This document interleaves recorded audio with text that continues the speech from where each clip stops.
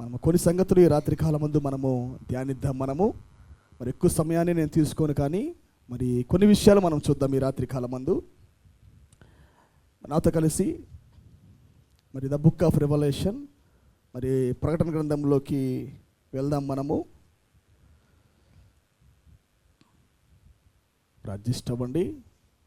Bible ఉన్న ప్రతి ఒక్కరు కూడా నాతో కలిసి ప్రకటన గ్రంథం వైపు తిప్పాలని కోరుతున్నాను. ప్రకటన గ్రంథము 21వ అధ్యాయము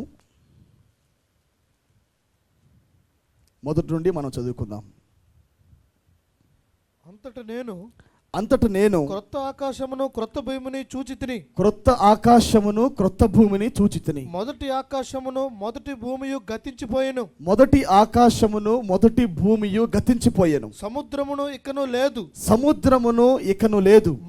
మరియు నేను నూతనమైన యెరూషలేము అను ఆ పరిశుద్ధ పట్టణము తన భర్త కొరకు అలంకరింపబడిన పెండి కుమార్తె వలె సిద్ధపడి పరలోకమందున్న దేవుని యొద్ద నుండి దిగివచ్చుట చూచితిని. అప్పుడు ఇదిగో దేవుని నివాసము మనుషులతో కూడా ఉన్నది. దేవుని రాజ్యము, దేవుని నివాసము మనుషులతో కూడా ఉన్నది. ఆయన వారితో కాపురముండును. వారాయన ప్రజలయ్యుందురు. దేవుడు తానే వారి దేవుడయ్యుండి వారికి తోడయ్యుండును. ఆయన వారి కన్నుల ప్రతి బాష్ప బిందువును తుడిచివేయును. మరణము ఇక ఉండదు. దుఃఖమైనను ఏడ్పైనను వేదనైన ఇక ఉండదు. మొదటి సంగతులు గతించిపోయినని సింహాసనములో నుండి వచ్చిన గొప్ప స్వరము చెప్పుట వింటిని. చదవబడిన దేవుని వాక్యాన్ని ప్రభు మన వినికిడిలో దీవించి ఆశీర్వదించుగాక. దయచేసి కూర్చుందామండి. You may be seated. ప్రతి ఒక్కరు కూర్చోవచ్చు. Praise the Lord. Hallelujah, hallelujah. కొద్ది గట్టిగా చెప్తారా? హల్లెలూయా. మరి దేవుడు ఈ రాత్రి కాలమందు కొన్ని విషయాలతో మనల్ని ఆయన బలపరచునుగాక. మరి ఎన్ని చేస్తున్నప్పటికీ వాక్యం లేకపోతే ఏదో ఒక మరి ఎలుతుగా ఉంటుంది మనకి, అవునా? మరి ఎన్ని చెప్పుకున్నప్పటికీ అన్నిటికన్నా ప్రాముఖ్యమైనది దేవుని వాక్యం.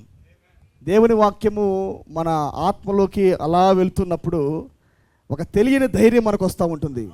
మరి సహోదరుడు కార్తిక్ని ప్రభు దీవించునుగాక. God bless you brother. God bless you. నేను తర్వాత మాట్లాడతాను. God bless you all. మరి దేవుని వాక్యం చాలా ప్రాముఖ్యమైనది ప్రియులారా, అవునా కాదా? దేవుని వాక్యము చాలా విలువైంది. కాబట్టి కొన్ని విషయాలు నేను మాట్లాడడానికి ఇష్టపడుతున్నాను. మీరందరూ స్పష్టంగా దేవుని వాక్యాన్ని వినండి. మరి లాస్ట్ మీటింగ్ నిన్న సాయంకాలం ముందు నేను కొన్ని విషయాలు మాట్లాడాను. నేను దానియేలుకు గాబ్రియేలు దర్శించే విధానము. గాబ్రియేలు వచ్చి దానియేలుకు 6 ఉద్దేశాలు బయలుపరిచాడు. ఎందుకొరకు ఆ ఉద్దేశాలు తెలిపాడంటే, తుదకు పరిశుద్ధులను తిరిగి వారిని వారి స్థానంలో పెట్టుటకు, ఆమేన్, తిరిగి వారిని క్రొత్త ఆకాశముగా క్రొత్త భూమిగా మార్చుటకే గాబ్రియేలు వచ్చి దానియేలుకు, తన జనమునకు, అలాగే పట్టణానికి, దేశానికి కొన్ని ఉద్దేశములు బయలుపరిచాడు ఆయన. ఆమేన్. మరి మనం మాట్లాడుకున్నాము. 5వ ఉద్దేశం ఏంటంటే seal the vision and prophecy. దర్శనమును అలాగనే ప్రవచనాన్ని ముద్రించుట. 6వది ఏంటంటే ఎనాయింట్ ద మోస్ట్ హోలీ, అవునా, అతి పరిశుద్ధ స్థలాన్ని అభిషేకించుట. ఆమేన్. చెరలోకి జాగ్రత్తగా వినాలి. బబులోను దేశంలోనికి ఇజ్రాయేల్ ప్రజలు వెళ్ళడానికి మునిపే యిర్మీయా ప్రవచనం పలికాడు. అక్కడ ఏమని పలికాడంటే 70 ఏళ్ళు మట్టుకే వాళ్ళు దేశంలో ఉంటారని పలికాడు. మరలా తిరిగి 70 ఏళ్ళ తర్వాత తిరిగి మరలా వాళ్ళు స్వదేశానికి వస్తారని వాళ్ళు ఎల్లక మునిపే పలికాడు. ఓకేనా? ఇంకా వాళ్ళు చెరలోకి వెళ్ళడానికి మునిపే యిర్మీయా ప్రవచనం పలికాడు. ఇదే వాళ్ళ దిక్చూచి పలికిన ప్రవచనమే దానియేలు జనమునకు దిక్చూచి. ప్రవచనము నిశ్చయంగా నెరవేరు తీరుతుంది. ఒకసారి ప్రవక్త నోటులో నుండి దస్ సై ద లార్డ్ అని వచ్చిందంటే అది నిశ్చయంగా నెరవేరు తీరుతుందని దానియేలుకు బాగా తెలుసు. ఆమేన్. ఇజ్రాయెల్ ప్రజలకు బాగా తెలుసు. కాబట్టి before they went to the Babylon, జెరమయా prophesied, ఏమని ప్రవచించాడు ఆయన? 70 ఏళ్ళు వరకు వాళ్ళు బబులోన్లో ఉంటారని ప్రవచించాడు ఆయన. ఆమేన్. గమనించాలి, 70 ఏళ్ళు తర్వాత మరలా వాళ్ళు స్వదేశానికి వస్తారు. సేమ్ ఇలాగనే పిల్లారా, యోహాను కూడా ఒక ప్రవచనాన్ని చూశాడు, ఒక దర్శనాన్ని చూశాడు. అదేమిటంటే 7 సంఘ కాలాలు ఇంకా ప్రారంభించబడ్డానికి మునిపే, ఆమేన్, 7 సంఘ కాలాలు ఇంకా ప్రారంభించబడటానికి మునిపే 7 సంఘ కాలాలు ఉన్నాయని, 7 సంఘ కాలాల తర్వాత మరలా వాళ్ళు చెరలో నుంచి బయటికి వస్తారని యోహాను చూశాడు. Praise be to God. Vision మారలా, కాకపోతే కొద్దిగా విధానం మారింది. అదేమో భౌతిక పరమైన బబులోను, ఇదేమో ఆత్మ సంబంధమైన బబులోను. ఆమేన్. 70 సంవత్సరముల పాటు వాళ్ళు బబులోన్లో ఉన్నారు ఇజ్రాయేల్ ప్రజలు. అన్యులేమో 7 సంఘ కాలాలుగా ఆత్మీయమైన బబులోన్లో ఉన్నారు. ఆమేన్. 325 ఏడీలో, ఇంకో మాట చెప్పాలంటే ఎఫెసీ కాలము ప్రయాణం చేస్తూ ఉండగా పౌలు వాక్యాన్ని ప్రసంగించి వెళ్ళిపోయిన తర్వాత ఆ సంఘములోనికి నికోలైతుల క్రియలు వచ్చాయి. ఆమేన్. అదే ఆత్మ సంబంధమైన బబులోను, ఆత్మ సంబంధమైన బాబులోన్. హల్లెలూయా. వాక్యాన్ని తొలగించి మనుషులు పెత్తనము చేయుట, వాక్యాన్ని తీసివేసి మనుషుడి యొక్క ఆలోచనలను సంఘంలోకి తీసుకొని వచ్చుటే నికోలైతుల క్రియ. మనిషి మీద మనిషి పెత్తనము చేయుట అంటే ప్రజలు బానిసలుగా ఉంచుకొనుట. There is no freedom to the people. ప్రజలకు స్వేచ్ఛ లేదు, ప్రజలకు స్వేచ్ఛ లేదు, మనుషుల కింద బానిసలు. ఒక సేవకుని మరో సేవకుడు నియంత్రించుట, కొన్ని సంఘాలకు పైగా ఒక సేవకుడు రెవరెంట్గా బిషప్గా ఉండుట, ఇవన్నీ బబులోని క్రియలు, ఇవన్నీ నికోలైతుల క్రియలు. ఇవి సంఘములోనికి ప్రయాణం చేసే ఆనాడు. ఆమేన్. ఆ తర్వాత మనం చూసినప్పుడు 325 ఏడీలో అన్యులలోనికి ఆత్మీయమైన బబులోని పరిపూర్ణంగా మేనిఫెస్ట్ అయినది. అక్కడ ప్రారంభించబడింది త్రిత్వం అనే పదము. ఆమేన్. అక్కడే నిజానికి త్రిత్వం అనే పదం బయటికి వచ్చింది. అప్పుడు దాకా యేసే క్రీస్తుని ప్రకటించారు. పాత నిబంధన యెహోవాయే, క్రొత్త నిబంధన యేసు క్రీస్తుని ప్రకటించారు. ఎప్పుడైతే ఈ యొక్క సమ్మిట్ జరిగిందో, ఈ నైసియా సభ జరిగిందో, ఈ నైసియా సభలోనే దేవుడిని 3 ముక్కలుగా కోశారు. తండ్రి ఒక ముక్కగా, కుమారుడు ఒక ముక్కగా, పరిశుద్ధాత్ముడు కోసి ఒక త్రిత్వాన్ని ప్రవేశపెట్టారు అక్కడ. కాబట్టి ఆత్మ సంబంధమైన బబులోనులో సంఘం వెళ్ళిపోయింది. అప్పుడు యోహాను ఏమని చూశాడు? ఆఫ్టర్ 7 చర్చ్ ఏజెస్, 7 సంఘకాలముల తర్వాత ఆత్మ సంబంధమైన బబులోనులో నుండి సంఘం మరలా తిరిగి బయటకు వస్తా ఉన్నది. ఆమేన్. ఎఫెసీ ఒక సిటీ, ఎఫెసీ, స్పుర్ణ, పెర్గమ, తుయితేరా, సార్దిస్, ఫిలదెల్ఫియా, లవోదికియా. ఈ లవోదికియా ప్రభావములో నుండి, ఆత్మ సంబంధమైన బబులోనులో నుండి సంఘం బయటకు వస్తూ ఉన్నది. ఆమేన్. ఇంకొద్దిగా లోతుగా మనం చెప్పాలంటే, అంటే వ్యక్తిగతంగా మనం దాన్ని మాట్లాడాలంటే, బబులోన్ అనేది మన భౌతిక పరమైన జన్మ. బై 6 మనకి బబులోన్ వచ్చింది. Babylon means confusion. ఆమేన్. బబులోన్ అంటే ఏంటి? కన్ఫ్యూజన్. వినాలి. ఇప్పుడు దేవుడు ఎక్కడ లాగుతున్నాడు మనల్ని? ఆమేన్. From 7 church ages to 8th age, from 7th day to 8th day. ఆయన పని ఏంటంటే లవోదికియాలో నుండి, ఆమేన్, బబులోన్లో నుండి బయటికి లాగి ఇప్పుడు నిన్ను నూతన యెరూషలేముగా మార్చుటకు పిలుస్తున్నాడు ఆయన. అవునా? కాల్. ఎందుకు పిలుస్తున్నాడు ఇప్పుడు ఆయన? చెప్పాలి. Calling you from the Laodicean churches to new Jerusalem city. దాని కొరకే ఇప్పుడు దేవుడి పిలుపునిచ్చాడు. అందుకొరకే నీకు వాక్యం తెరవబడతా ఉన్నది. ఆమేన్. మన భౌతిక జన్మ, మనము బబులోనుగా పుట్టాం. మనము అమ్మ నాన్న కలయికల ద్వారా మనం బబులోనుగా వచ్చాం. మనము మన భౌతిక పరమైన ఆలోచనలు, ఇట్స్ ఎ కన్ఫ్యూజన్. అవునా? నువ్వు దేవుని పట్టుకోలేవు. నీవు మన సొంత విధానం బట్టి మనకు వాక్యం అర్థం కాదు. అవునా కాదా? అందుకే ఆయన అంటాడు, ప్రభువా నేను నిత్య జీవాన్ని పొందాలి అన్నాడు ఒక వ్యక్తి వచ్చి, నికోదేము. నేను నిత్య జీవాన్ని పొందాలంటే ఏమి చేయాలి ప్రభువా అన్నాడు. అప్పుడు దేవుడు అంటాడు, నువ్వు తప్పక తిరిగి జన్మించాలన్నాడు. ఆమేన్. నువ్వు తప్పక తిరిగి జన్మించాలన్నాడు. అంటే నువ్వు బబులో నుంచి బయటికి రావాలన్నాడు ఆయన. జన్మిస్తేనే నీ కన్ఫ్యూజన్ పోయిద్ది. జన్మించకుండా కన్ఫ్యూజన్ పోదు నీకు. నీకు వాక్యం యొక్క గ్రహింపు శక్తి రావాలంటే మొదటగా నువ్వు జన్మించాలా. అప్పటి వరకు నీకు లేఖనాలుగానే ఉంటాయి. నీకు క్రీస్తు బయలుపరచబడ్డం. ఆమేన్. అందుకే ప్రొఫెట్ అన్నాడు, క్రీస్తు ఎల్లప్పుడూ కూడా తన సొంత వాక్యములో బయలుపరుచుకుంటాడు. ఆమేన్. మీరు చూడొచ్చు, లేఖనాలు గమనించండి. లేఖనాల్లో ఎక్కడ చూసినా క్రీస్తే ఉంటాడు. మీకు కానీ వాక్యం తెరవబడితే. మీరు రూతుని గమనించండి, నీ లవ్ స్టోరీ ఉంటుంది. మీరు ప్రకటనలోకి వెళ్ళండి, నీ లవ్ స్టోరీ ఉంటుంది. నువ్వు రాజుల్లోకి వెళ్ళు, దినవృత్తాంతంలోకి వెళ్ళు, అక్కడ నీ యుద్ధం ఉండిద్ది. నువ్వు ఎక్కడైనా, నువ్వు బైబుల్ ఎక్కడైనా గమనించు, జెనసిస్లోకి వెళ్ళు, నీ విత్తన భాగం ఉండిద్ది. Praise be to God. నువ్వు బైబుల్ అంతా ధ్యానించే వరకు క్రీస్తు తన సొంత వాక్యంలో తన్ను తాను బయలుపరుచుకున్న సంగతి నీకు అర్థమవుతా ఉండిద్ది. కాబట్టి అది క్రీస్తు స్థానం మాత్రమే కాదు, కానీ అది నీ స్థానం అయి ఉన్నదన్నమాట. ఆమేన్. ఎప్పుడు నీకు వాక్యం తెరవబడతా ఉన్నప్పుడు, వ్యక్తిగతంగా నీకు ఎప్పుడైతే వాక్యం బయలుపరచబడితో అప్పుడు నువ్వు గ్రంథాన్ని ధ్యానిస్తూ ఉండగా నీ స్థానం చూసుకుంటా ఉంటావు నీవు. ఎవ్రీ బుక్ అది నీ లైఫ్ స్టోరీయే. ప్రతి పరిశుద్ధుడి జీవితం నీ లైఫ్ స్టోరీయే. హల్లెలూయా. గమనించండి పిల్లారా. కాబట్టి భౌతిక జన్మ అది బబులోనై ఉన్నది మంది. Confusion confusion confusion confusion. ఎప్పుడైతే దేవుడు మనకి నేత్రాలు తెరిచి మనకి తిరిగి జన్మించే అనుభవాన్ని ఇచ్చాడో ఇప్పుడు మనం క్రీస్తుని గ్రహించగలుగుతున్నాము. ఇంకొక మాట చెప్పాలంటే, what is the meaning of the Jerusalem? What is the meaning of the Jerusalem? Jerusalem అంటే అర్థం ఏంటి?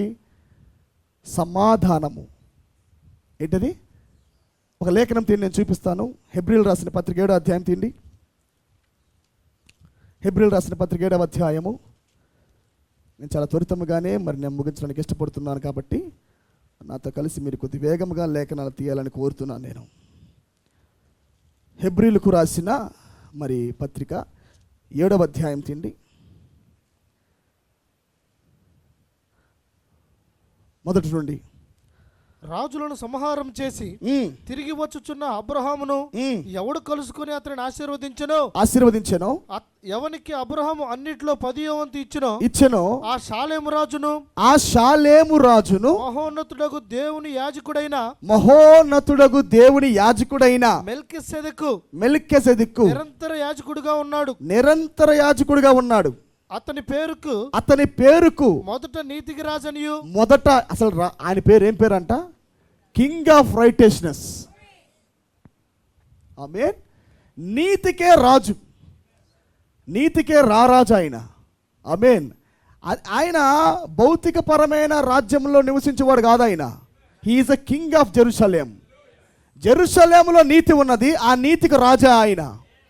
ఆమేన్. మొదటిగా ఆయన పేరు ఏం పేరు అంటే నీతికి రాజనియు, తరువాత సమాధానపు రాజనియు అర్థమిచ్చినట్టు షాలేము రాజని అర్థము. ఆమేన్. కాబట్టి ఇక్కడ తేటగా మనం చూస్తున్నాము, షాలేం అనంటే సమాధానము, పీస్.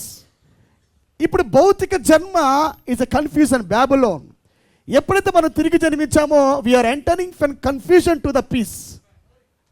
ఆమేన్. అర్థమైంది నా మాట మీకు? ఇప్పుడు మనము గందరగోళములో నుండి మనం ఎక్కడికి వచ్చాము? మనము షాలేంలోకి వచ్చాము మనము. ఆమేన్. ఇప్పుడు పీస్, పోపు కాదు పీసు, మనమే పీసు. సమాధానం పోపు దగ్గర లేదు, సమాధానం మన దగ్గర ఉన్నది.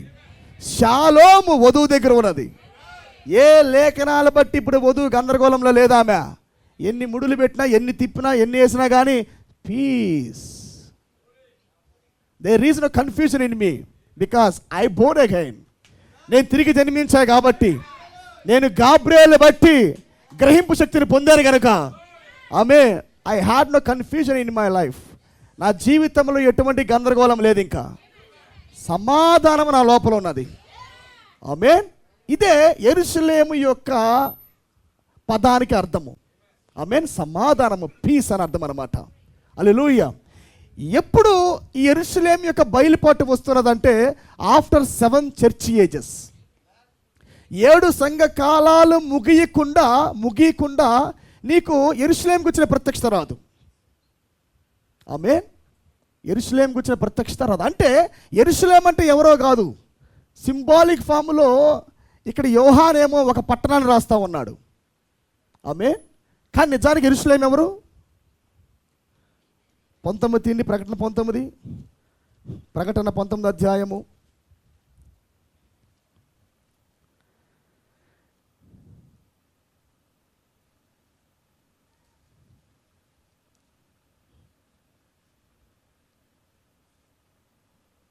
ఆరు నుండి.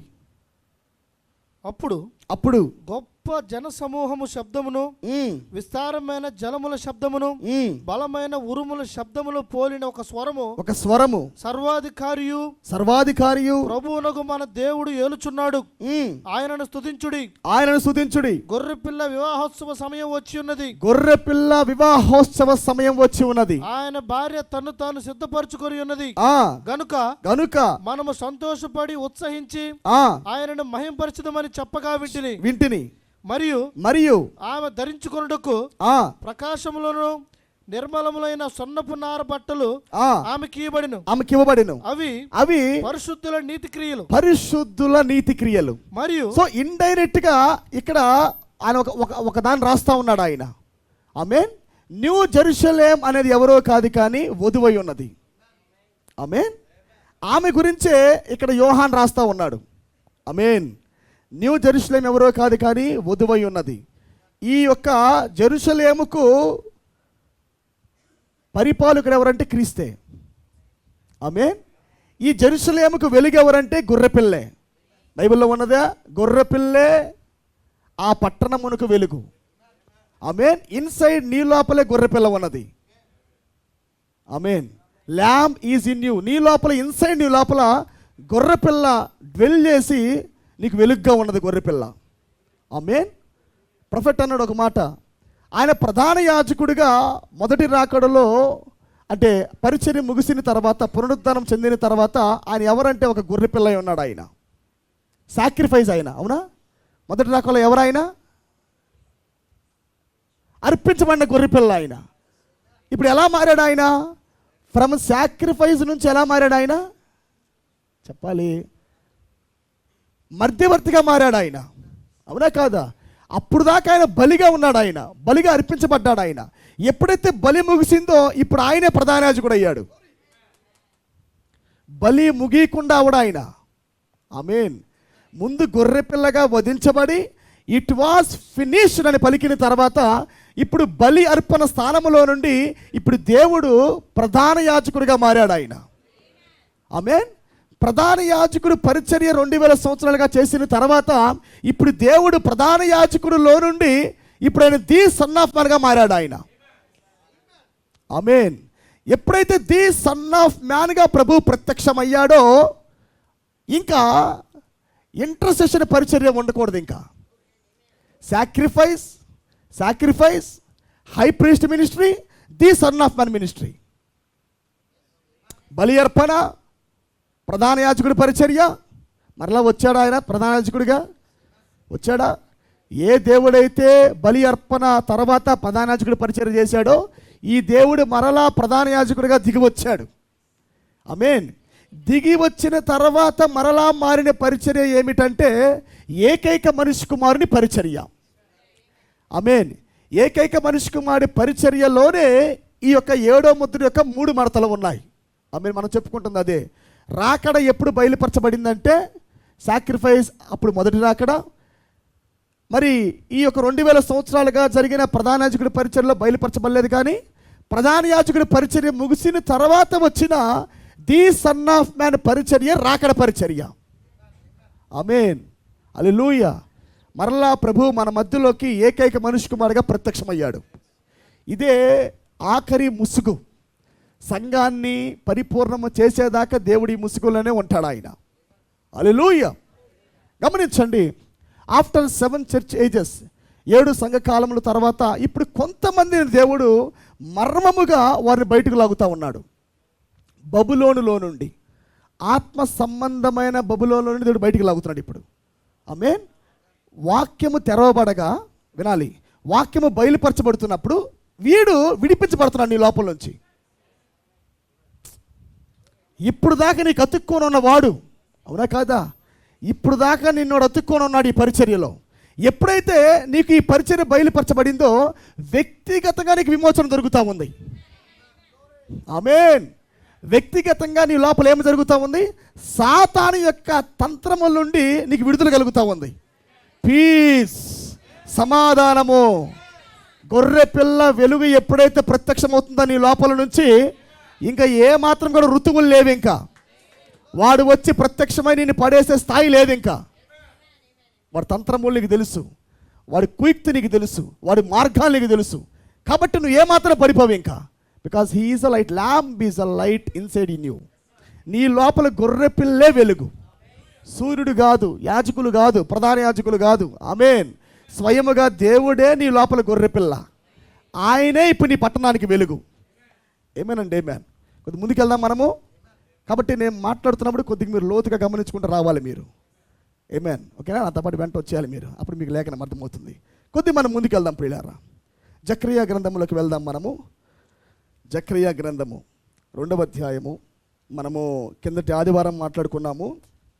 7 సంఘకాలముల తర్వాత, 70 years తర్వాత వాళ్ళు మరలా వచ్చి బలిపీఠాన్ని కట్టారు. 70 సంవత్సరములు ముగిసిన తర్వాత వాళ్ళు చెరలో నుంచి, బబులోని చెరలోంచి బయటికి వచ్చిన తర్వాత వాళ్ళు మొదటగా బలిపీఠాన్ని కట్టారు. ఆ తర్వాత వాళ్ళు మందిరం యొక్క పునాదులు వేశారు. మీరు చదవచ్చు నెహెమ్యా గ్రంథంలో. మీరు చదివినట్లయితే నెహెమ్యా మందిరం యొక్క గోడలు కడతా ఉంటాడు, యెరూషలేము యొక్క గోడలు కడతా ఉంటాడు ఆయన. మరలా reconstruction of the walls of the Jerusalem. మరలా తిరిగి వాళ్ళు మరి మందిరం యొక్క గోడలు ప్రాకారములు కడతా ఉంటారు వాళ్ళు. ఆ ప్రాకారములు కట్టేటప్పుడే అనేక సమస్యలు వస్తూ ఉంటాయి వాళ్ళకి. దయ్యాల మధ్యలో వచ్చి పోరాడుతూ ఉంటాయి, కట్టనివ్వకుండా ప్రాకారములు. అవునా? మరలా ప్రాకారం వేస్తున్నప్పుడు అనేక సమస్యలు ఇప్పుడు కూడా వచ్చినాయి ప్రవక్తకి. గోడలు కడుతున్నప్పుడు, పునాదులు వేస్తున్నప్పుడు గొప్ప సమస్యలు వచ్చినాయి, కానీ పని ఆగల. ఆమేన్. ఎక్కడ పని ఆగిపోవాలా, దేవుడు నడిపిస్తూనే ఉన్నాడు ఆయన. కాబట్టి నీ మందిరాన్ని నువ్వు కట్టుకున్నప్పుడు కూడా గొడవలు వస్తాయి. అంత సమాధానంగా నువ్వేమో నీ మందిరాన్ని కట్టుకోలేవు. ఆమేన్. నీ చేతుల్లో నీ మందిరం ఉన్నది. ఆమేన్. ఉదాహరణ చెప్పాలంటే ఇది ఒక బబులోన్, ఇదొక పాత సృష్టి. కానీ క్రీస్తుని బట్టి మనం ఆత్మలో నూతన సృష్టి. అవునా? బాడీ ఓల్డ్ క్రియేషనే, బట్ స్పిరిట్ న్యూ క్రియేషన్. నీ లోపల న్యూ క్రియేషనే ఆమేన్ కడతా ఉంది దేవాలయాన్ని. వాక్యం వినుట బట్టి నీ లోపల ఏమవుతా ఉంది? మందిరం కట్టబడతా ఉంది. ఒక చేతిలో ఏమో ఖడ్గము, ఒక చేతిలో ఏమో టాపీ. ఏమేనండి? ఏమేన్. తీసుకుని నీవే కట్టుకుంటా ఉండాలా మందిరాన్ని. ఎవరు మందిరాన్ని కట్టరు, సహాయపడతారు అంతే. కానీ నీ మందిరాన్ని నువ్వే కట్టుకుంటా ఉండాలా. అందుకొరకే ప్రవక్త వచ్చాడు, అందుకొరకే మైటీ ఏంజెల్ వచ్చాడు. వీరిద్దరూ స్వరాలు నీకు వినబడతా ఉన్నప్పుడే నీకు ఎదురుగా శత్రువులు వస్తూ ఉంటారు. వారు నువ్వు వెళ్ళగొడుతూ నీ మందిరాన్ని కట్టుకుంటా ఉండాలా. ప్రతిరోజు ప్రాకారములు కట్టుకోవడం, పునాదులు వేసుకోవడము. ఆమేన్. లోపల నువ్వు గంగాలం పెట్టుకోవడం, ప్రైజ్ బి టు గాడ్, ఇతర బలిపీఠాన్ని పెట్టుకోవడం, ధూపార్తిని పెట్టుకోవడం, దీపస్తంభాలు పెట్టుకోవడము, సుమక రొట్టెలు పెట్టుకోవటము, తెరను చింపుకోవటము. ఆమేన్. లోపల మందసమను పెట్టుకోవడం. ఇదంతా నీ ప్రక్రియ. ఇది నీవే నీ మందిరాన్ని కట్టుకుంటా ఉండాలి నీవు. కాబట్టి శత్రువు రాగానే మందిరాన్ని ఆపదు, భయపడిపోయి వాడిని చంపి మరలా మందిరాన్ని కట్టండి. ఎందుకంటే దేవుడు నీ పక్షాన ఉన్నాడు. నీ శక్తి బట్టి కాదు, నీ బలం బట్టి కాదు, ఆత్మ ద్వారా దేవుడిని మందిరాన్ని కడతాడు. కాబట్టి డోంట్ ఫియర్, దేనికి భయపడవద్దు, మందిరాన్ని కట్టడం ప్రారంభించండి. ఏమేనండి? ఏమేన్. జకర్యా 2వ అధ్యాయము 1వ వచనము. మరియు నేను తేరి చూడగా కొలనూలు చేత పట్టుకొనిన ఒకడు నాకు కనబడెను. కొలనూలు చేత పట్టుకొనిన ఒకడు నాకు కనబడెను. నీవెక్కడికి పోవుచున్నావని నేను అతనిని అడుగగా అతడు యెరూషలేము యొక్క వెడల్పును పొడుగును ఎంతైనది కొలిచి చూడబోచున్నాను నేను. హల్లెలూయా. సో ఇక్కడ జకర్యా ఒక దర్శనాన్ని చూస్తున్నాడు. దాంట్లో ఒక వ్యక్తి కొలనూలు పట్టుకొని యెరూషలేముకు కొలతలు వేయడానికి వెళ్తున్నాడు ఆయన. ఆమేన్.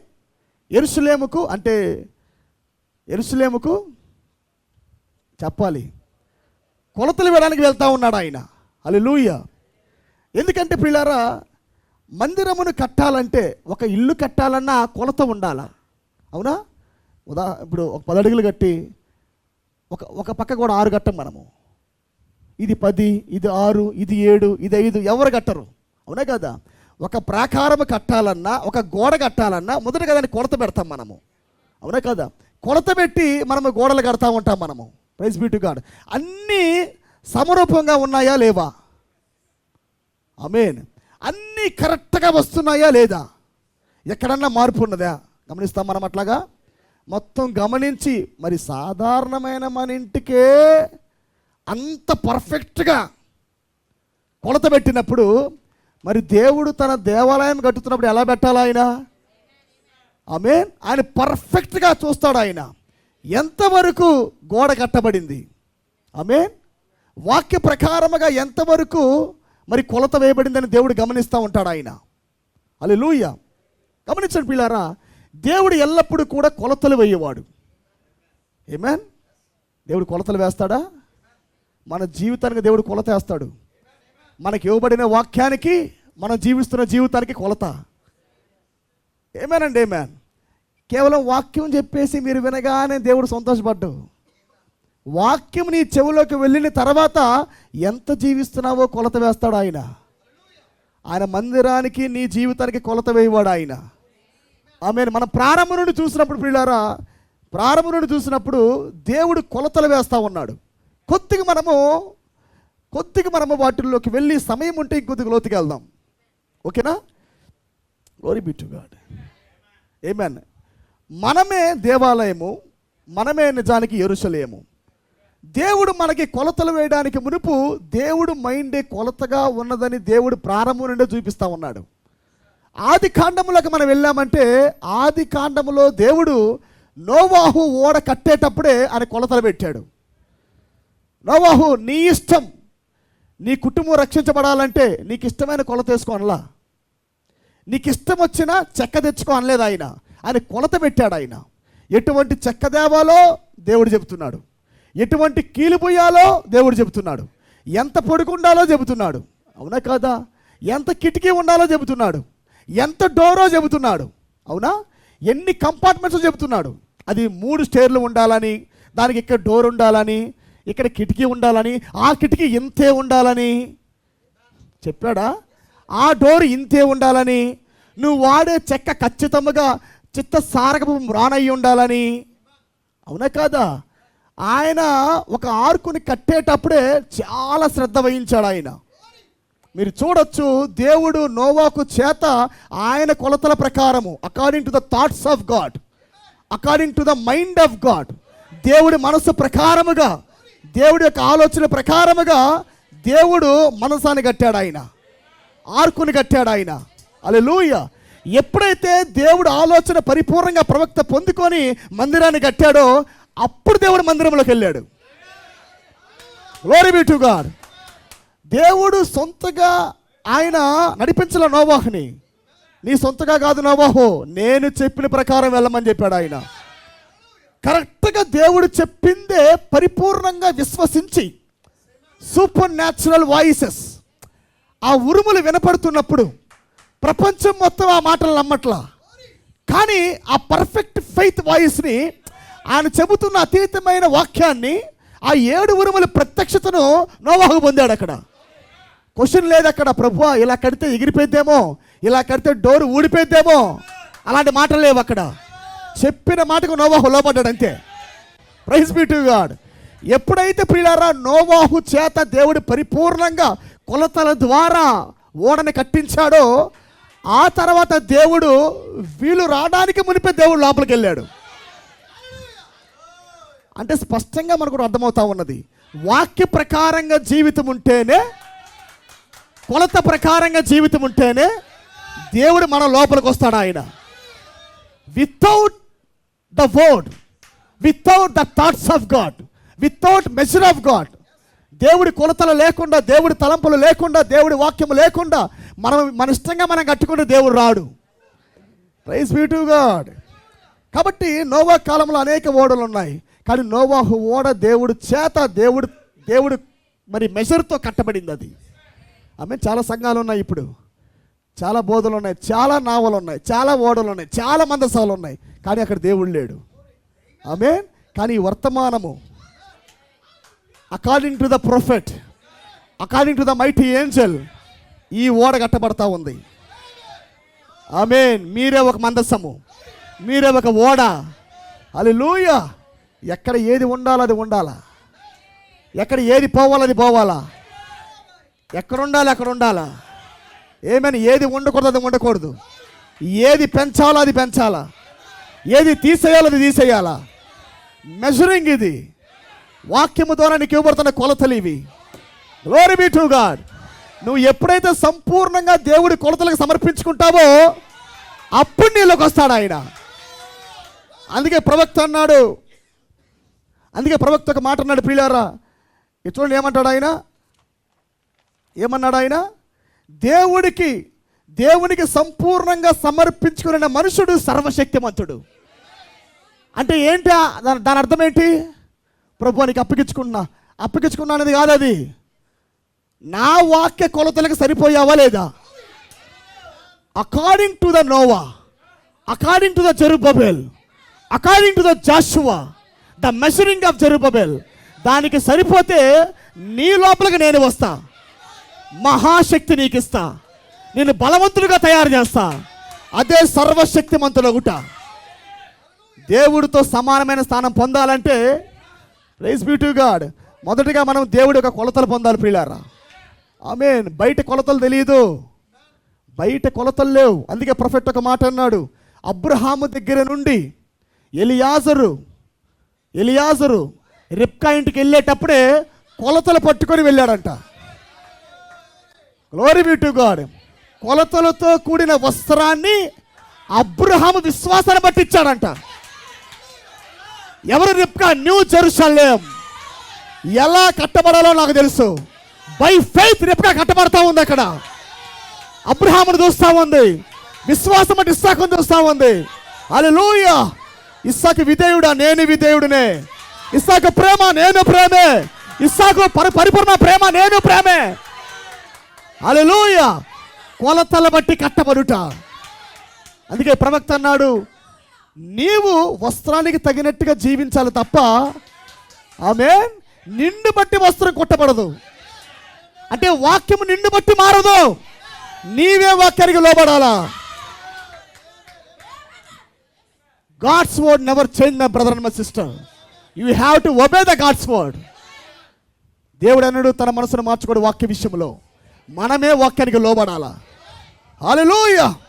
అందుకే ప్రవక్త అంటాడు, ఏలియా దుప్పటి ఎలీషాకి ఇవ్వబట్టానికి మునిపే ఆ దుప్పటికి సరిపోయేటట్టుగా దేవుడు ఎలీషాని తయారు చేశాడంట. ఆ రెండంచుల అభిషేకాన్ని పొందాలంటే, ఖడ్గాన్ని పొందాలంటే, 2 పాల అభిషేకాన్ని పొందాలంటే, ఏలియా వస్త్రం ఎలీషా మీద పడాలంటే దానికి ముందే చెక్కుబడి జరుగుతూ ఉంది, కటింగ్లు జరుగుతూ ఉన్నాయి. వస్త్రానికి కటింగ్లు. ఆమేన్. ఎక్కడ ఉండాలో నీ తలంపు అక్కడే ఉండాలా. నీ అడుగులు, నీ తలంపులు, నీ ఆలోచనలు, నీ విధానములు వాక్య ప్రకారంగా ఉండాలా. మొత్తం ఫిట్ అయిన తర్వాత అప్పుడు పడింది వస్త్రం. 7 సంఘకాలాల్లో వస్త్రం రాలా. Praise be to God. 7 సంఘకాలాల్లో వస్త్రం రాలా. But evening time there shall be a light at evening time. సాయంకాలం ముందు వెలుగు కలగ్గా అప్పుడు వస్త్రం తీసుకొస్తామన్నది. ఎందుకు? ప్రభువుకు తెలుసు, దేవుడికి తెలుసు. ఒక నిజమైన వధువు రాబోతాన ఉన్నది. నిష్కలంకమైన వధువు, కలంకం లేని వధువు, మచ్చలేని వధువు, డాగులేని వధువు రాబోతుందని దేవుడికి తెలుసు ప్రియులారా. ఆఫ్టర్ 7 చర్చ్ ఏజెస్ అలా వధువు దిగొస్తా ఉన్నది. హల్లెలూయా. ఇప్పుడు ఈ వాక్యము కానీ లూథర్కి చెప్తే లూథర్ నమ్మడు. ఎందుకంటే వస్త్రం లూథర్కి సరిపోదు. లూథర్ మెజర్ వేరు, నీ మెజర్ వేరు. జాన్ వెస్లీ మెజర్ వేరు, నీ మెజర్ వేరు. పెంతెకోస్తు మెజర్ వేరు, నీ మెజర్ వేరు. కానీ ఇప్పుడు ఇవ్వబడుతున్న వాక్యము పర్ఫెక్ట్గా నీకు సరిపోతా ఉంది. అది గ్లోరీ బి టు గాడ్. నీకు సరిపోయే వస్త్రం ఇది. అది ఒకవేళ ఇంతే ఉందనుకో, పొట్ట భాగం నువ్వు ఎంత ఉన్నావనుకో, కొవ్వు తగ్గించుకుంటావు నీవు. Glory be to God. ఒకవేళ ఆ వస్త్రం ఇంతే ఉంటే నువ్వేం చేస్తావు? నేను ఇంతే ఉంటా, పడితే పట్టు లేకపోతే లేదన్నావు నీవు. అది కాదు దేవుడు నిన్ను తీసుకొని వర్తమానంలో పెట్టుట గొప్ప కృప. కానీ ఆ కృప నీతో పని చేయాలంటే నువ్వు వాక్యానికి లోబడాలా. హల్లెలూయా. ప్రభువా, ఆత్మీయముగా నా కొవ్వును కొరిగించిన ఆయన, నా ఉద్దేశాలు తొలగించి ప్రభువా, నా తలంపులు తొలగించి ప్రభువా. వస్త్రముకు తగినట్టుగా మనం ఉండాలి ప్రియులారా. హల్లెలూయా. మనం చూసాము. రెండవది గమనించినప్పుడు, దేవుడు మోషేని కొండ మీదకి తీసుకెళ్ళినప్పుడు 40 రోజులు రాత్రి మగళ్ళు మోషే కొండ మీద ఉండగా దేవుడు మోషేకి టెబర్నికల్ బయలుపరిచాడు. ఆమేన్. According to the heavenly tabernacle you have to built in the earth అన్నాడు ఆయన. భూమి మీద నువ్వు మందిరాన్ని కట్టడానికి మునుపు మొదటిగా దర్శనం చూద్దురా అని చెప్పాడు. ఆ దర్శనములో మోషే పరలోకాన్ని చూస్తూ ఉన్నాడు, టెబర్నికల్ చూస్తూ ఉన్నాడు, ఆ టెబర్నికల్ కొలతలు చూస్తూ ఉన్నాడు. ఎలా పడితే అలా కొట్టకూడదు. ఆమేన్. అని అంటాడు, కేదర్ వుడ్ తీసుకొని రా అన్నాడు. అవునా? పలానా మరి మేకల చర్మాన్ని ఏమన్నాడు, గొర్రె చర్మాన్ని ఏమన్నాడు. తెరలు కూడా ఎలా పడితే అలా వేయకూడదు, దేవుడు చెప్పినట్టుగా వేయాలా. పదార్థములు కూడా ఏ పడితే పెట్టకూడదు, దేవుడు చెప్పిన ఏ పెట్టాలా. ఎక్కడ పెట్టాలో కరెక్ట్గా టెబర్నికల్ అక్కడే పెట్టాలా. ఎంత హైట్ ఉండాలో కరెక్ట్గా దేవుడు చెప్పినట్టే మోషే కట్టాలా. లేకపోతే మోషే కూడా డైడే. ఏమే, దేవుడు తలంపు ప్రకారంగానే మందిరం కట్టబడకపోతే ప్రవక్తలు కానీ సేవకులు కానీ డెడ్డే. వాక్య ప్రకారంగా బోధించాలా, వాక్య ప్రకారంగా సంఘాన్ని కట్టాలా. అప్పుడు పైకి వెళ్ళా గిఫ్ట్ వచ్చింది, రివార్డు ఉండిద్ది. ఆమేన్. ఈ మెజర్మెంట్ సేవకులకు అలాగే విశ్వాసులకి ఎవరికైనా కొలత ఒక్కటే. అది ప్రవక్త అయిన మోషే కావచ్చు, జాషువా కావచ్చు, కాలేబు కావచ్చు, అలాగే విశ్వాసులు కావచ్చు ప్రియులారా, ఎవరికైనా కొలత ఒక్కటే. ఆమేన్. కాబట్టి మోషే దేన్నైతే చూశాడో ఆ కొలత ప్రకారంగా మోషే ఇక్కడ టెబర్నికల్ కడతా ఉన్నాడు. ఆయన తెరలు పెడతా ఉన్నాడు. ఆయన ఇదిగో ఇత్తడి బలిపీఠం ఇక్కడ ఉండాలి, గంగాళం ఇక్కడ ఉండాలి, తెర ఇక్కడ ఉండాలి, దీపస్తంభం ఇక్కడే ఉండాలి. హల్లెలూయా. ఆ ఇత్తడి బలిపీఠం ఇక్కడే ఉండాలి, సువర్ణ ధూపార్తి ఇక్కడే ఉండాలి, ఇదిగో తెర ఇక్కడే ఉండాలి, లోపల మందసం ఇక్కడే ఉండాలి. According to the heavenly tabernacle, పరలోకములో పెట్టబడిన విధానం ప్రకారముగా దేవుడు మోషేకు చూపించిన బట్టి మోషే కింద కడతా ఉన్నాడు అక్కడ. ఆమేన్. According to the measuring of God. Praise be to God. మనం చూస్తాము ఒకసారి, చాలాసార్లు, ఒకసారి అని కాదు, శత్రువు ఎప్పుడు వచ్చినా సరే వాడి దృష్టి అంతా కూడా ఆలయం మీద ఉండిద్ది.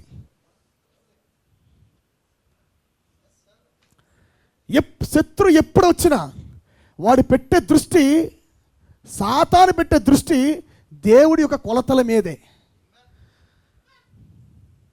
నీకు వాక్యం చెబుతాడు కానీ కొలతలు చెప్పడు. వస్త్రం వేసుకున్నావా? వేసుకున్నాను, కానీ కటింగ్ చెప్పడు ఎక్కడ తగాలో.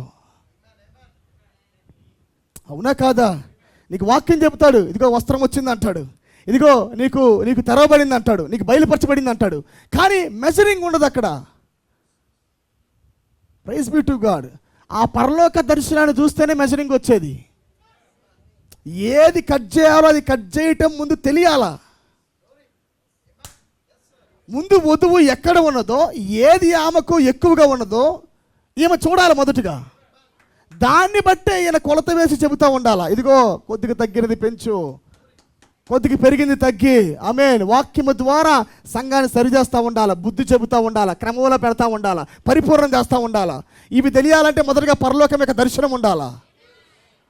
ఈ యొక్క వాక్యం వ్యక్తిగతంగా తెరవబడి ఆ కొలతల దగ్గర ఉంటేనే వాక్యం స్పష్టంగా బయటకు వెళ్తూ ఉండిద్ది. హల్లెలూయా. అందుకే సాతాను ఎప్పుడు వచ్చినా వాడు మందిరాన్ని కొల్లగొడతా ఉంటాడు, మందిరములో ఉన్న ఆభరణాలు కొల్లగొడతా ఉంటాడు. అవునా? దేవుడు పెట్టిన కొలతల ప్రకారముగా ఉన్న వాటిని కొల్లగొడతా ఉంటాడు వాడు. మీరు చూడొచ్చు, మీ అనేక సందర్భాల్లో ఉంటుంది అది. ఇవి తీసుకెళ్ళి ఒకసారి నెబుకద్నెజర్ రాజు యొక్క కొడుకు తాగుతూ ఉన్నాడు. పరలోకము నుండి పెట్టబడిన ఆజ్ఞ ద్వారా పెట్టబడిన కొలతల ద్వారా పెట్టబడిన ఆభరణములు, అంటే వాటిని ఏమంటారు, వస్తువులను, ఆమేన్, ఉపకరణములను వాడు వాడుకొని తాగుతూ ఉన్నాడు. వెంటనే హస్తం వచ్చింది అట్లా. మీరు చూడొచ్చు, బైబిల్లో ఫస్ట్ టైం అనుకుంటా గోడ మీద చేరోత దెమ్మరపోయారు వాళ్ళు. ఎవర్రా ఇది రాసింది? మనిషి హస్తం లేకుండా ఎవరో అదృశ్య హస్తం వచ్చి గోడ మీద ఒక రాత రాయటమా? అందరిని పిలిచాడు, వాళ్ళ దేశంలో ఉన్న వాళ్ళందరినీ. బబులోని మొత్తం వచ్చింది, కానీ ఎక్కడెదిగినా కనపడట్లా. అనువాదం చెప్పేవాళ్ళు. ఆ కొలత తెలియదు కదా, దేవుడి లాంగ్వేజ్ తెలియదు కదా. ఆమేన్. దేవుడి కొలత అర్థం అవ్వాలంటే దేవుడి ద్వారా పిలవబడిన వ్యక్తి అక్కడ ఉండాలా. ఎంత జ్ఞానం వచ్చినా, బబులోన్ రాజులు ఎంతమంది వచ్చినా, మాదీల పార్షికులు ఎంతమంది వచ్చినా, గ్రీకులు ఎంతమంది సరిపోరు. అక్కడ రావాల్సింది ఎవరు? దేవుని ప్రవక్త. ఆమేన్. ఆ కొలత చెప్పాలంటే, ఆ అన్నోన్ లాంగ్వేజ్కి ఆ 7వ ముద్రకు అనువాదం ఇవ్వాలంటే అక్కడ దానియేలు రావాల్సిందే. Glory be to God. ఈ ఉపకరణములు తీసుకొని వాడు త్రాగుతున్నప్పుడు దేవుడు అన్నాడు, నిన్ను నేను కొలవగా నువ్వు తేలిపోతివి. ఆభరణం వాడాలంటే మొదటగా నువ్వు సరిపోవాలరా అన్నాడు అక్కడ. Glory be to God. ఆభరణములు, ఉపకరణములు, క్షమించండి, మందిరములోని ఉపకరణం నేను అంటాను పిల్లరా, కొట్టడానికి సరిపోవాలా, ప్లేయింగ్కి సరిపోవాలా, సింగింగ్కి సరిపోవాలా? తెలుసా మీకు? ఉపకరణములు ఇవి. సంఘం అంటే ఏదో ఊరికే తాత్కాలికమైన స్థలం కాదు, ఇది దేవుడు వచ్చి నివసించే స్థలం ఇది. అందుకే నేను అంటాను, క్రమం ప్రకారంగా సంఘం ఉండాలా. అన్ని విషయాల్లో మన క్రమంలో ఉంటేనే, కొలత ప్రకారం ఉంటే దేవుడు వస్తాడు. వితౌట్ మెజర్ దేవుడు రాడు. ప్రతి పనికి అక్కడ మెజర్ ఉంటుంది. అక్కడ నువ్వు సరిపోయావు దీన్ని వాయించి అంటాడు ఆయన, ఇది సరిపోయావు నువ్వు పాడంటాడు ఆయన, ఇది సరిపోయావు నువ్వు సాక్ష్యం చెప్పి అంటాడు ఆయన, దీనికి సరిపోయావు నీవు దీన్ని వెయ్యి అంటాడు ఆయన. అంటే ప్రతి ఉపకరణం పట్టుకోవాలన్నా కొలత ఉండాలి. అక్కడ ముందు నా జీవితం సరిపోయిద్దా లేదా, నేను యోగ్యుడినా కానా? ఆమేన్. లేదంటే చేరాతుంది అక్కడ. దేవుడి యొక్క కొలతల ప్రకారం కానీ మన జీవితం లేకుండా మనము కానీ ఒక స్థానంలోకి వెళ్ళిపోయామంటే ఆత్మీయంగా మరణిస్తాం. You can check your life. మీరు గమనించుకోవచ్చు. ఎప్పుడైతే మన స్థితి ఆత్మీయంగా మన కొలతకు సరిపోకుండా మనం ఇంకో దాన్ని ఆశిస్తామో మనం ఆత్మలో మరణిస్తాం మనము. Praise be to God. దేవుడి కొలతల ప్రకారంగా మన జీవితం ఉండాలి ప్రియులారా. అందుకే గోడ మీద చేరాత వచ్చి ఏం చెప్పాడు? ఆమేన్. జడ్జిమెంట్ జారీ చేశాడు ఆయన. ఆమేన్. అది వాడాల్సింది ఎవరు? యాజకులు. అది పట్టుకోవాల్సింది ఎవరు? నేను ఏర్పాటు చేసిన యాజకులు మాత్రమే దాన్ని పట్టుకోవాలా. అందుకే ప్రొఫెట్ ఒక మాట అంటాడు పిల్లారా, ప్రవక్త ఒక మాట అంటాడు, మోషే కింద జాషువాయు కాలేబు ప్రయాణం చేస్తూ ఉన్నప్పుడంట, ప్రయాణం చేస్తున్నప్పుడు జాషువా ఎంత వేగంతో ఉన్నాడో కాలేబు కూడా అంతే వేగంతో ఉన్నాడంట. వినాలందరూ. మోషే కింద కాలేబు ఎంత వేగమో జాషువా కూడా అదే వేగం. ఇద్దరు వేగంతో ప్రయాణం చేస్తున్నారంట. ఇంకో మాట చెప్పాలంటే 12 మంది పెద్దలలో వీళ్ళిద్దరు మాత్రమే ధైర్యంతో, విశ్వాసముతో వాగ్దాన భూమికి వెళ్ళి పంటను కోసుకొని వచ్చిన వాళ్ళు. ఆమేన్. రెవల్యూషన్ తెచ్చిన వాళ్ళు, కొత్త పంటను కోసుకొని వచ్చిన వాళ్ళు. ఆమేన్. కానీ మోషేకి ఇవ్వబడిన కొలతల ప్రకారం చూస్తే జాషువా నెక్స్ట్ తరానికి వారసుడు, నడిపించు నాయకుడు. ఆమేన్. అక్కడ సరే ప్రభువా మోషేనని పిలిచినప్పుడు ఎంత యథార్థంగా ఉన్నానో ఇప్పుడు జాషువా కింద కూడా అలాగే ఉండాలా? ఒక పని చేయ ప్రభువా, 6 ఏమో జాషువాకి, 6 ఏమో నాకల్లా కాలేబు. ఆమేన్. ఆత్మీయమైన స్థితి వేరు, కానీ మినిస్ట్రీ వేరు. వినాలన్నమాట. మందిరము కొలతలు వేరు, ఆత్మీయమైన కొలత వేరు. ఆమేన్. ప్రవక్త యొక్క దైవత్వంలోకి వెళ్ళటం వేరు, కానీ ప్రవక్త పరిచర్య వేరు. ఇక్కడ పొరబడింది చాలామంది. జాషువా ఎంత వేగంతో ఉన్నాడో కాలేబు అంతే వేగంతో ఉన్నాడు, కానీ మోషేకి ఎలా కింద ఉన్నాడో ఆమేన్ జాషువా కింద కాలేబు అలాగే ఉన్నాడు. మీరు చూడొచ్చు, ఎన్నడూ కూడా కాలేబు గొనగల. లేకపోతే మీరు గమనించండి, మోషే కింద కొనగల, జాషువా కింద కొనగల. బికాస్ కాలేబు తెలుసు ఎందుకొరకు పిలువబడ్డాడో. హల్లెలూయా. ప్రభువా ఓకే మోషే కింద నేను నాయకుడు కాదా, పక్కకు వచ్చేసాడు ఆయన. ఎవరు నాయకుడు? Joshua. Okay, I follow the Joshua, I follow the measure of God. దేవుడి యొక్క కొలనూలు ఆ వ్యక్తి వెంట ఉన్నది. దేవుడి యొక్క మరి నాయకత్వము ఆ వ్యక్తి వెంట ఉన్నది. హల్లెలూయా. దీని వెంట కాలే పరిగెడతా ఉన్నాడు. Praise be to God. మీరు చూడొచ్చు, అందరూ అడిగిన స్వాస్థ్యాలు వేరు, కాలే పొందిన స్వాస్థ్యం వేరు. యెహోషువ షీలోహులో ఉంటాడు, కాలేబేమో హెబ్రోన్లో ఉంటాడు. ఇవి పరలోకములో ఉన్న స్థానములు. ఇవి కొలత ప్రకారం జీవించిన వారికి పరలోకంలో సాధారణమైన ఘనత ఉండదు. ఆమేన్. ఈ భూమి మీద వర్తమాన ప్రకారం సాధారణంగా జీవించి పరలోకం వెళ్ళొచ్చు, కానీ పెద్ద ఘనత ఉండదు. తప్పించుకోవచ్చు ఉగ్రతని, కానీ ఘనత ఉండదు. కానీ మీరు పౌలు చూడండి, అతను సాధారణ వ్యక్తి కాదు. మీరు బ్రన్హామును చూడండి, సాధారణ వ్యక్తి కాదు. అంటే కాలేబు ఆ 12 స్వాస్థ్యాలలో ఏదో ఒకటి ప్రభు అనలా. అర్థమైందా? పరలోకములో ఒక మూల ఉంటే చాలు ప్రభు అనలా, నాకు సింహాసనం కావాలన్నాడు. Glory be to God. ఓ ప్రభు, నాకు కావాల్సింది ఏంటి? ఏదో ఒక మూల స్వాస్థ్యం కాదు నాయన, నాకు హెబ్రోను కావాలి, నాకు పునరుద్ధాన స్థలం కావాలి, ఎలోహిం దిగి వచ్చిన స్థలం కావాలి, నాకు ది సన్ ఆఫ్ మ్యాన్ స్థలం కావాలని చూశాడు ఆయన. ఆమేన్. He know the revolution of son of man. ఎవరికి తెలుసు? కాలేబుకి ది సన్ ఆఫ్ మ్యాన్ పరిచర్య తెలుసు. కాలేబుకి పునరుద్ధానం యొక్క పరిచర్య యొక్క విలువ తెలుసు ఆయనకి. కాబట్టి దేవుని సంప్రదించే విషయంలో ఎంత లోతైన వెళ్ళొచ్చు. కానీ మోషే ఈజ్ డిఫరెంట్.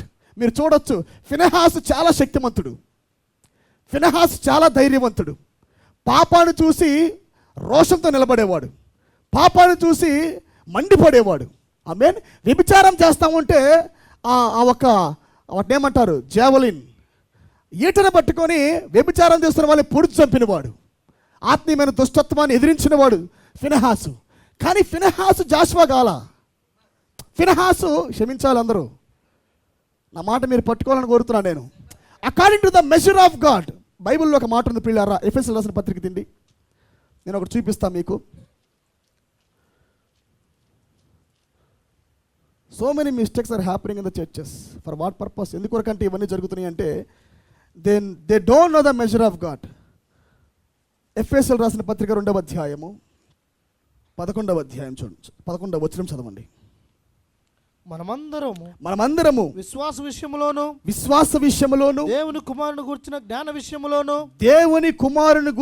జ్ఞాన విషయములోను ఏకత్వం పొంది, యూనిటీ, ఇంగ్లీష్ చదవండి చాలా బాగుంటుంది అది. Till we all come in the unity of the faith. ఆమేన్. తుదకు మనమందరము విశ్వాసములో ఐక్యత. అక్కడ జ్ఞానం అని రాశారు, జ్ఞాన విషయం అని రాశారు, కానీ ఇంగ్లీష్లో ఫెయిత్ అని ఉంది. ఆమేన్. తర్వాత దేవుని కుమారునికి జ్ఞానం అని రాస్తాడు. Till we all come in the unity of the faith, విశ్వాసం యొక్క ఐక్యతలోనికి. ఆమేన్. అలాగనే దేవుని కుమారుడు యొక్క జ్ఞానములోనికి. ఆ తర్వాత unto a perfect man, unto the measure of the stature of the fullness of Christ. ఏంటదా? Unto a perfect man, unto the measure of the stature of the fullness of Christ. క్రీస్తు యొక్క పరిపూర్ణత, సమానమైన సంపూర్ణతకు, కలవారమగుటకు. ఇక్కడ కొలత ఉన్నది, ఇంగ్లీష్లో మెజర్ అని ఉంటుంది. క్రీస్తు యొక్క సంపూర్ణతకు క్రీస్తు యొక్క సంపూర్ణత పొందటానికి, మనము ఆ పరిపూర్ణమైన మానవ స్వరూపం పొందుకోవడానికి కొలత వేయబట్టానికి, ఆమేన్, మెజరింగ్ చేయడానికి. హల్లెలూయా. ఎంత పెరిగిందో, ఎంత పెరగవలసిందో మెజర్ చేయడానికి. హల్లెలూయా. వాళ్ళని మెజర్లో పెట్టడానికి, వాక్య ప్రకారంగా వాళ్ళని కొలవటానికి అక్కడ దేవుడు తర్వాత మనం చూడొచ్చు 5 మినిస్ట్రీ పెట్టాడు ఆయన. దాని తర్వాత చూడండి 15వ వచనం. ప్రేమ కలిగి 4:14 చదవండి బ్రదరు. అందువలన మనమిక మీదట పసిపిల్లలమై ఉండి మనుషుల మాయోపాయముల చేతాను వంచనతోను తప్పు మార్గమునకు లాగు కుయుక్తితోను గాలికి కొట్టుకొని పోవునట్లు కల్పింపబడిన ప్రతి ఉపదేశమునకు ఇటు అటు కొట్టుకొని పోవచ్చు అలల చేత ఎగరగొట్టబడి వారమైనట్లుండక ప్రేమ కలిగి సత్యము చెప్పుచు క్రీస్తు వలె ఉండుటకు మనం అన్ని విషయములోను ఎదుగుదుము. తర్వాత ఆయన శిరస్సు ఉన్నాడు. ఆయన నుండి సర్వ శరీరము చక్కగా అమర్చబడి తనలో ఉన్న ప్రతి అవయవము తన పరిమాణము చొప్పున పని చేయుచుండగా. విన్నారా మీరు ఇక్కడ? ఆమేన్. Praise be to God. తన పరిమాణము చొప్పున పని చేస్తా ఉన్నది. ఆమేన్. దేవుడు ఇచ్చిన పరిమాణము చొప్పున మాత్రమే ఒక వ్యక్తి పని చేయగలడు, అంతకన్నా ఇచ్చినా చేయలేడు. ఎంత ప్రయాసపడినా ఇంకా చేయలేడు. ఎందుకంటే దేవుడి చేతిలో ఉంది మెజర్. ఎంత ఇవ్వాలో అంతే ఇస్తాడు. ఇంకా ఏంటి ప్రభువా సేవకుడు అయిపోయాడు అంటే అది మన వశం కాదు, అది మన చేతుల్లో ఉండే ప్రక్రియ కాదు. అది ఒకరిని పడగొట్టడానికి, ఒకరిని లేపుటకు దేవుడు శక్తిమంతుడు. అవునా కాదా? మెజర్ దేవుడి చేతిలో ఉన్నది. ఎవరికి ఎంత ఇవ్వాలో ఇదంతా ఆయన చేతిలో పెట్టుకున్నాడు ఆయన. హల్లెలూయా. కాబట్టి ఇది వేరు, రాప్చర్ వేరు. ఆమేన్. విశ్వాసం యొక్క పరిమాణం వేరు. ఆమేన్. వరం యొక్క ఆపరేటింగ్ వేరు. ఆ మాట విన్నారు కదా? మోషేకి ఇవ్వబడిన మెజర్ వేరు, జాషువాకి ఇచ్చిన మెజర్ వేరు. ఆమేన్. విశ్వాసములో కాలేబు ఒకటే, జాషువా ఒకటే. విన్నారా? విశ్వాసములో కాలేబు ఒకటే, జాషువా ఒకటే. కానీ మెజర్లో ఇవ్వబడుతున్న ఆ పరిమాణములో ఇతను ఎన్నిక చేయబడిన పాత్ర వేరు. Praise be to God. కాబట్టి స్పిరిచువాలిటీ వేరు, పొజిషన్ వేరు, మినిస్ట్రింగ్ వేరు, ఆత్మీయత వేరు. ఆమేన్. మందిరం యొక్క ఉపకరణములు వాడే విధానం వేరు. ఆమేన్. Praise be to God. It was coming from the heaven. చాలామంది అంటారు, నేను కొన్ని విన్నా, నేను చాలా పరిచయం చేశాం బ్రదరు, దేవుడి కొరకు చాలా కష్టపడ్డాము, ఎన్నో సంవత్సరాల పాటు మేము ఇది మోసాము, అవి మోసాము, ఈ మోసాము, అవి చేసాము, ఈ చేసాము అంటూ ఉంటారు. నేను అంటాను అవన్నీ వాస్తవాలే. కానీ మినిస్ట్రీ అనేది అది పిలుపుతో సంబంధించింది. It is not your seniority, it is not your work. అది నీ పనితోనో లేదా నీ యొక్క ఏమంటారు వాటిని, నువ్వు పనిచేసే విధానం బట్టో నమ్మకత్వం బట్టి వచ్చేది కాదు. అది నమ్మకత్వం బట్టి భక్తి ఉంటుంది. దేవుని పక్షాన ఉంటాడు, కొర్నేలు పక్షాన దేవుడు ఉన్నాడు. ఆమేన్. దేవుడు మీతో ఉంటాడు, దేవుడు అన్నిటితో ఉంటాడు. కానీ విషయం ఏంటంటే మినిస్ట్రింగ్ అనేది, పరిచర్య అనేది పిలుపుతోనే సంబంధించబడి ఉన్నది. ఆమేన్. వితౌట్ కాలింగ్, పిలుపు లేకుండా చేయబడుతున్న ఏ సేవ కూడా నిలబడదు.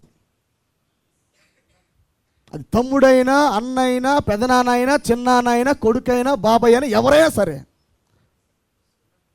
ఆమేన్. వితౌట్ కాలింగ్, పిలుపు లేని సేవ దేవుడు అంగీకరించని సేవ. ఆమేన్. ఏ కొలమానమే, మీరు వాక్యంలో కొలమానం వేసుకోవచ్చు, మీరు మరి విశ్వాసంలో కొలమానం వేసుకోవచ్చు, మీరు దేంట్లో కొలమానం వేసుకొని కొలుచుకున్నా ఇది వేరు, మినిస్ట్రీ వేరు. Calling is different, spirituality is different. ఆమేన్. కాలేబు, జాషువా ఒక్కటే, కానీ మినిస్ట్రీ ఈజ్ డిఫరెంట్. నడిపించే నాయకత్వం వేరు, వాడే పరికరం విధానం వేరు. Glory be to God. అది నాకు సంబంధించింది కాదు, కొంచెం ముందుకెళ్దాం మనం. హల్లెలూయా. కానీ కొన్ని విషయాలు మరి వినే వాళ్ళకి స్పష్టత అవుతుందని అనుకుంటున్నాను నేను. మనం వచ్చాం కాబట్టి దీంట్లోకి మెజర్ మందిరం యొక్క ఉపకరణములు వాడాలంటే ఖచ్చితంగా ఇంకో మాట చెబుతాను నేను. మరి సంఘములో మన దగ్గరలో ఉండదు అది, మరి మెసేజ్లో ఉండదు అది. కానీ డినామినేషన్స్లో 2-3 భార్యలు కలిగి ఉండి కూడా సేవ చేస్తూ ఉంటారు. అవునా కదా? పెద్దలు 2-3 భార్యలు ఉంటాయి, డీకన్ అంటాడు. 3 భార్యలు సెటప్ పెట్టుకొని చేస్తూ ఉంటాడు, ఐఎమ్ ద పాస్టర్ అంటాడు. ఎక్కడది? ఎక్కడ న్యాయం అది? అది సరిపోయిందా మెజర్కి? అది సరిపోయింది? అది కొలనూలుకి సరిపోలాది, చేతి కర్రకి సరిపోలాది, మట్టపు గుండుకి సరిపోలాది. Hallelujah. You must come with the measure of the Lord. ప్రభు యొక్క కొలత ప్రకారం రావాల్సి ఉన్నది, ప్రభు యొక్క ఆజ్ఞ ప్రకారం రావాల్సి ఉన్నది. ఆమేన్. God must call the man to use the vessel. దేవుడు ఒక పాత్రను వాడాలంటే it is not depend upon the spirituality, but it is depend upon the calling of God. దేవుడి పిలుపు మీద ఆధారపడి వచ్చినప్పుడు రేపు ఏమి జరిగినా దేవాలని పిలిచావనొచ్చు. అర్థమైందా? నాతో ఉన్నావు కదా ప్రభు అంటే అది వేరు నాన్న, ఇది వేరు అంటాడు ఆయన. నీతో నేను ఉండడం వేరు, అది వేరు, మినిస్ట్రీ వేరు నాన్న అంటాడు ఆయన. కాబట్టి కాలింగ్ నిలబెట్టి వరకు ఏ పరిస్థితుల్లో పడ్డా, ఏ మూలకి వెళ్ళిపోయినా ప్రభువా నన్ను పిలిచావు కదా నాయన. పిలుపు కాపాడిద్ది, పిలుపు నిలబెట్టిద్ది, పిలిపే మనల్ని తుది వరకు నడిపించిద్ది. Praise be to God. కొద్ది మనం ముందుకు వెళ్ళిపోదాము. అది ఆల్ రైట్? అందరూ బాగున్నారా? హల్లెలూయా. చప్పట్లు కొట్టున్నా సార్ గట్టిగా. హల్లెలూయా. ఇప్పుడు పౌలు ఒకటి మాట్లాడుతున్నాడు ఇక్కడ. క్రీస్తే శిరస్సు అయి ఉన్నాడు. సంఘానికి శిరస్సు క్రీస్తే. ఆమేన్. ఈయనే శరీరానికి శిరస్సు. ఎందుకు ప్రత్యేకముగా శిరస్సు అని మాట్లాడుతున్నాడంటే శిరస్సును సంఘం కోల్పోయింది కాబట్టి ఆయన హెడ్ స్టోన్ యొక్క రెవల్యూషన్ ఇస్తూ ఉన్నాడు. శిరస్సు ఉంటే శిరస్సు గురించి ఎందుకు? Church don't know the revolution of cap stone. నాయకుడి యొక్క కొలత ప్రకారం నడిపించే నాయకుడు లేడు. అందుకే ఈయన ఫైవ్ మినిస్టర్లో ఉన్న పౌలు ఎవరిని పరిచయం చేస్తున్నాడంటే, అదిగో తలరాయి, అదిగో శిరస్సు ఒకటి రావాలి మీ వద్దకి. మీరందరూ శరీరములో కొన్ని భాగాలు, మీరందరూ కొలతల ప్రకారం చెక్కబడిన సజీవ రాళ్ళు. ఆమేన్. కొలతల ప్రకారం చెక్కబడిన సజీవ రాళ్ళు మీరు కదిలే రాళ్ళు మీరు. హల్లెలూయా. ఎందుకు ఈ మాట పలుకుతున్నాడంటే, ఇది బిఫోర్ లేని మాట, కానీ కొత్తగా పుట్టిన మాట. ఇదివరకు ఈ మాట లేదు. శిరస్సు గురించి ప్రత్యేకంగా మాట్లాడే మాటలు ఏం లేవు. ఎందుకని మాట్లాడుతున్నాడంటే, శిరస్సుని మనం కోల్పోయాం కాబట్టి. శిరస్సు వచ్చిందంటే ఆనందపడాలా లేకపోతే దుఃఖపడాలా? చెప్పండి, మీరు చెప్పండి. శిరస్సు వచ్చిందంటే ఇంకో మాట, నేను శిరస్సుగా మారుతున్నానంటే ఆనందమా దుఃఖమా? నాకైతే బాగా సంతోషం. ఎందుకంటే శిరస్సు అంటే నథింగ్ బట్ క్రైస్ట్. శిరస్సు అంటే అని ఎవరో కాదు, క్రీస్తే. బైబిల్ ఏం సెలవిస్తుంది? క్రీస్తుకు సమరూపమైన స్థానము. అవునా కదా? క్రీస్తుకు సమానమైన హక్కులు మనకు వస్తున్నాయి ఇప్పుడు. అది మంచి సంగతే కదా. ఆమేన్.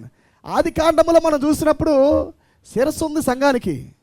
ఆడామ్ is the head of the body. హవ్వ అనే శరీరానికి శిరస్సు ఆదామే. కానీ సంఘము తలరాయిని తృణీకరించింది. She reject the head stone. నాకు నీ నాయకత్వం వద్దు, నాకు కావాల్సింది మరో హెడ్ స్టోన్. వాడిని వేసుకుంది నెత్తి మీద. ప్రవక్త అందుకే ఈ మాట చెప్పేటప్పుడు ఆడికి వెళ్ళాడు. నీ సుబుద్ధిని ఆధారము చేసుకోవద్దన్నాడు ఆయన. ఎందుకు? You rejected the head stone. నీవు మరలా తలరాయిని పొందాలంటే వాడిని తీసేసిరా అన్నాడు. మీరు చూడండి, ఆఫ్టర్ 63 ఆయన లీడర్షిప్ అనే వర్తమానం చెప్పాడు. ఎందుకు? వాడి శిరస్సు చితక్కొట్టబడింది. మన మీద ఉన్న నాయకుడు ఎవరంటే హెడ్షిప్, వాడే లీడర్షిప్, వాడే యజమానుడు, వాడే యాజకుడు. ఆమేన్. ఎప్పుడైతే ముద్రలు పగలగొట్టబడ్డాయో, ఎప్పుడైతే వ్యక్తిగతంగా 7వ ముద్ర మనకి తెరవబడిందో, మన లోపల వాడు మరణించాడు. వాడి ఆలోచన, వాడి బుద్ధి, ఆమేన్, వాడి నాయకత్వం మరణించింది మనకి. ఇంకా ఎప్పుడైతే శిరస్సు మరణించిందో ఇప్పుడు ఏనొచ్చ మనల్ని అతుక్కున్నాడు. ఏమని? We accept our original head stone. మన అసలైన మూల తలరాయిని మనము అంగీకరించాం. మనము, ఓ ప్రభువా నీవు ఎట చెప్తాడు జీవిస్తా, నీ కొలతల ప్రకారం జీవిస్తా, నీ ఆలోచన కష్టమైనా నేను యాక్సెప్ట్ చేస్తా. ఆమేన్. మనకున్న మొన్నటిదాకా మనకున్నవాడు ఎవడంటే, వాడు మనకు బాగా ఇష్టమైన వాడు, శరీరానికి ప్రియమైన వాడు. ఆమేన్. మనము నచ్చిని తినొచ్చు, ఆమేన్, నచ్చిని తాగొచ్చు, రమ్యమైనవి కళ్ళారా చూడొచ్చు, రమ్యమైనవి చేతులారా ముట్టొచ్చు, పండు తినొచ్చు, తిరగొచ్చు, మన ఇష్టం. ఆమేన్. ఎందుకు? ఆ నాయకత్వం ఎవరిది? క్రీస్తుది కాదు. ఆ నాయకత్వం ఎవరిది? డెవిల్ది, సాతానుది. అది దాన్నే శరీర నియమాలుగా పోల్చబడ్డాయి. Headship is nothing but the law of sin. సాతాను యొక్క నాయకత్వం అంటే ఏదో కాదు, కానీ పుట్టుకతో మనకు కలిగిన పాప నియమాలే. క్రీస్తు వచ్చాక మనకి జీవపు నియమాలు వచ్చాయి కనుక మనం వీని కొడతా ఉన్నాం. ఆమేన్. అంటే వీడు లూజ్ అయిపోతా ఉన్నాడు. ఇంకా తలరాయి వచ్చి తలరాయిని కొడతా ఉంది. ఆమేన్. ఆ తలరాయి వచ్చి ఈ తలరాయిని కొడతా ఉంది. అందుకే క్రీస్తు అంటాడు, అందుకే ప్రవక్త అంటాడు, పౌలు అంటాడు, మనము క్రీస్తు మనసుని కలిగి ఉండాలన్నాడు. ఆమేన్. మనసు అంటే హెడ్ స్టోను. కొద్దిగా వీడిని పక్కన పెట్టి ఆయన్ని పొందండి, క్రీస్తు మనసును పొందండి, దేవుని తలంపులు పొందండి, ఆటోమేటిక్గా పాపని ఎదురు నిలబడలేదంతే. ఆమేన్. వీడి పని చేద్దామని ఎంత బలంగా ప్రేరేపించినా నీ పైన ఉంది హెడ్ స్టోన్ ఎవరు? క్రీస్తు. హల్లెలూయా. ఇప్పుడు సంఘం మరలా హెడ్ స్టోన్ పొందింది. ఆమేన్. మరలా మనం ఆదామును పొందాం మనము. ఓ ప్రభువా నాకు ఈ కాయలొద్దు, నాకు ఈ పండులొద్దు ప్రభువా, ఈ సాతాను ఏదేనిలో నాకు నువ్వు కావాలి ప్రభు, మనం పొందాం ఆయన్ని. హల్లెలూయా. ఎంతమందికి అర్థమవుతుంది నా మాటలు? Praise be to God. కాబట్టి ప్రియులారా, మనకు సమయం ఉందా? మనకి కేవలము గంట మాత్రం అయినది. దీంట్లో 2:15 అయినది. దానికి నేను దీన్ని బట్టి వెళ్తా. ఇది నా మెజరు. ఆమేన్. ఇది నా టైం అన్నమాట. నేను దీంతో వెళ్తా నేను.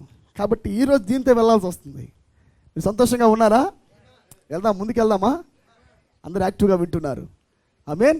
కొద్ది ముందుకు వెళ్దాం, ఓకేనా? హల్లెలూయా. న్యూ జెరూసలేం, మనం కొద్దిగా లోతుగా వాటిని గమనిద్దాం మనము. Praise be to God.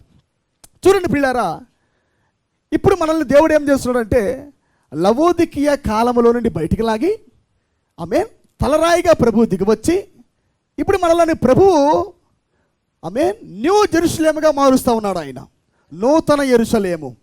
నూతన యెరూషలేములో ఏముంటుంది? 12 పునాదులు ఉంటాయి, ఓకేనా? 12 పునాదులు జెరూసలేముకు ఉంటాయి.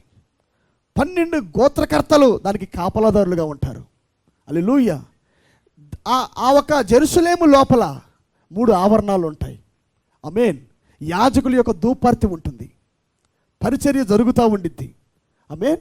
ఇవన్నీ సింబాలిక్లో చూస్తూ ఉన్నాడు ఆయన. యోహానే ఆ మందిరము, యోహానే ఆ మందిరము. నిజమైన మందిరము చూస్తున్నప్పుడు ఈ టైప్ కాబట్టి నిజమైన మందిరాన్ని చూస్తున్నప్పుడు సంతోషపడిపోతున్నాడు ఆయన. ఆయన భార్య తన్ను తాను అలంకరించుకొని వస్తూ ఉన్నది. ఆమె వస్త్రాలు పరిశుద్ధుల నీతి క్రియలు. ఆమేన్. విస్తార జల ప్రవాహ ధ్వని. ఆమేన్. ఈ యొక్క యెరూషలేం మధ్యలో నుంచి నదులు పారుతూ ఉంటాయి. వెళ్దామంటే భయం వేస్తుంది నాకు. Praise be to God. ఆమేన్. ఎలాగైతే ఏదైనా తోటలో ఆయన చేసినప్పుడు నదులు పారుతూ ఉన్నాయో ఆమేన్ యెరూషలేములో నదులు పారుతూ ఉంటాయి. మీరు చూడొచ్చు. కొద్దిగా లోపలికి వెళ్దాం మనము. వెళ్దామంటారా? సరే, ఆదికాండం తిప్పండి, మరి లోపలికి వెళ్దాం మనము. మీరందరూ హ్యాపీగా ఉండాలి. Okay okay, glory to God. వాక్యమే జీవాహారము. ఇంటికి వెళ్ళాక ఏం చేస్తుంది చెప్పండి? పడుకోవడమేగా, ఎప్పుడు పడుకోవడమేగా. ఆమేన్. ఈరోజు జాగారం ఉన్నాడు చక్కగా, అది సాక్ష్యంగా ఉంటుంది మీకు. అపోస్తలుడైన పౌలు వాక్యం ప్రసంగిస్తుంటే అంట రాత్రంతా వింటున్నారంట. ఆమేన్. అలా ఉండాలి మనము. ఆ ఆసక్తి, unity of revolution, unity of faith, unity of energy. ఆమేన్. ఆదికాండం 10వ అధ్యాయం 8వ వచనం. కూషు నిమ్రోదును కనెను. కూషు సరైన వాడు అన్నాడు. కూషు నిమ్రోదుని కనెను. అతడు భూమి మీద పరాక్రమశాలి అయి ఉండుటకు. సేమ్ పేరు అన్నమాట. ప్రకటన 10:1 ఏం పేరు? Mighty Angel. వీడి పేరు ఏం పేరు అంటే mighty Hunter. Mighty Angel, mighty Hunter. ఓకేనా? అతడు భూమి మీద పరాక్రమశాలి అయి ఉండుటకు. పరాక్రమశాలి అయి ఉండుటకు ఆరంభించెను. అతడు యెహోవా ఎదుట పరాక్రమ గల వేటగాడు. పరాక్రమ గల వేటగాడు. కాబట్టి యెహోవా ఎదుట పరాక్రమ గల వేటగాడైన నిమ్రోదు వలె అను లోకోక్తి కలదు. షీనారు దేశంలోని బాబేలు, ఎరెకు, అక్కదు, కల్లె అను పట్టణములు అతని రాజ్యమునకు మొదలు. కాబట్టి గమనించండి, మనం చదువుకుంటూ పోతే చాలా ఆలస్యమైంది కనుక మీకు తెలుసు కాబట్టి నేను వీటిలో మరి చెప్పుకుంటూ ముందుకెళ్తాను, వినండి. మనం చూసిన ఆదికాండంలో ప్రియులారా, ఈ 11 అధ్యాయములో ఈ 10-11లో అతి ప్రాముఖ్యమైన వ్యక్తి ఒకటి వస్తాడు. ఈ వ్యక్తి పేరే నిమ్రోదు. బబులోను అనే పేరు ప్రారంభించబడింది ఇక్కడే. బాబేలు గోపురము అని ఉంటుందన్నమాట. ఆ బాబేలు గోపురం ఏదో కాదు కానీ బబులోను. బబులోన్ అంటేనే మనం ఇందాకనే మాట్లాడుకున్నాము, గందరగోళము, confusion.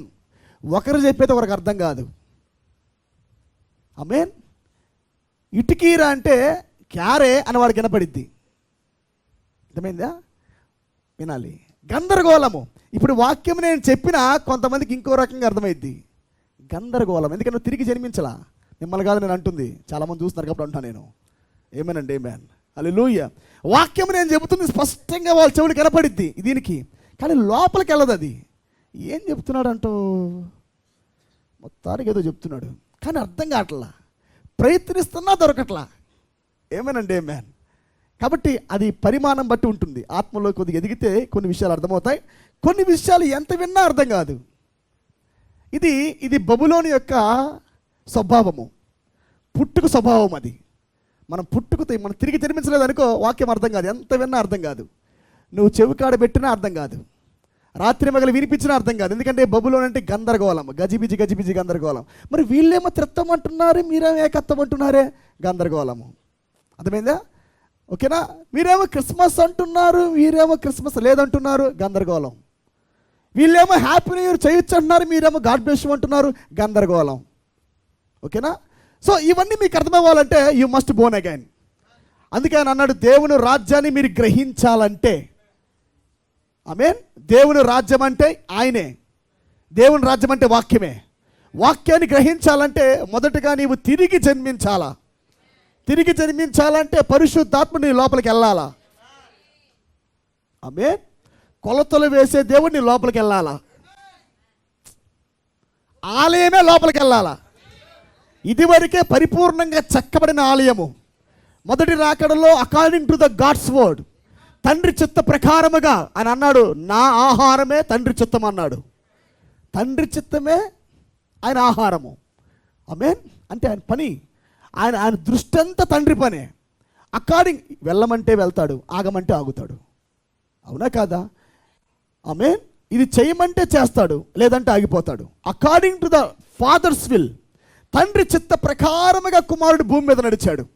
According to the measure of the father, తండ్రి కొలత ప్రకారంగా కుమారుడు భూమి మీద అడుగులు వేశాడు. అడుగులు వేసి పూర్తిగా ఆయన ఆలయముగా తయారు చేయబడ్డాడు. ఆమేన్. పరిపూర్ణమైన ఆలయముగా తయారు చేయబడిన ఈ దేవుడే పెంతెకోస్తు మేడగదిలోకి వెళ్ళాడు. అప్పుడు దాకా వాళ్ళు కూడా గజిబిజే. ప్రభువా, నువ్వు ఇందాడ వాళ్ళతో కథ చెప్పావు ఒక ఉపమాన రీతిగా, అది ఏంటి ప్రభువా అని అడిగారు వాళ్ళు. ఇంకో మాట చెప్పనా, కొండమే దేవుడు చెప్పినా వాళ్ళకి అర్థం కాల.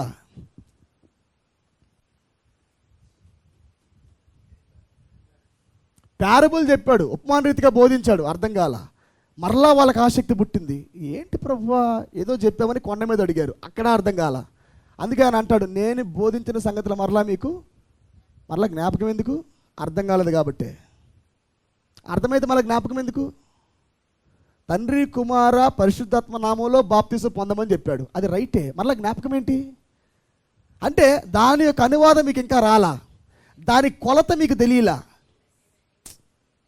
అది ఎంత లోతుందో మీకు తెలియలా. అవునా?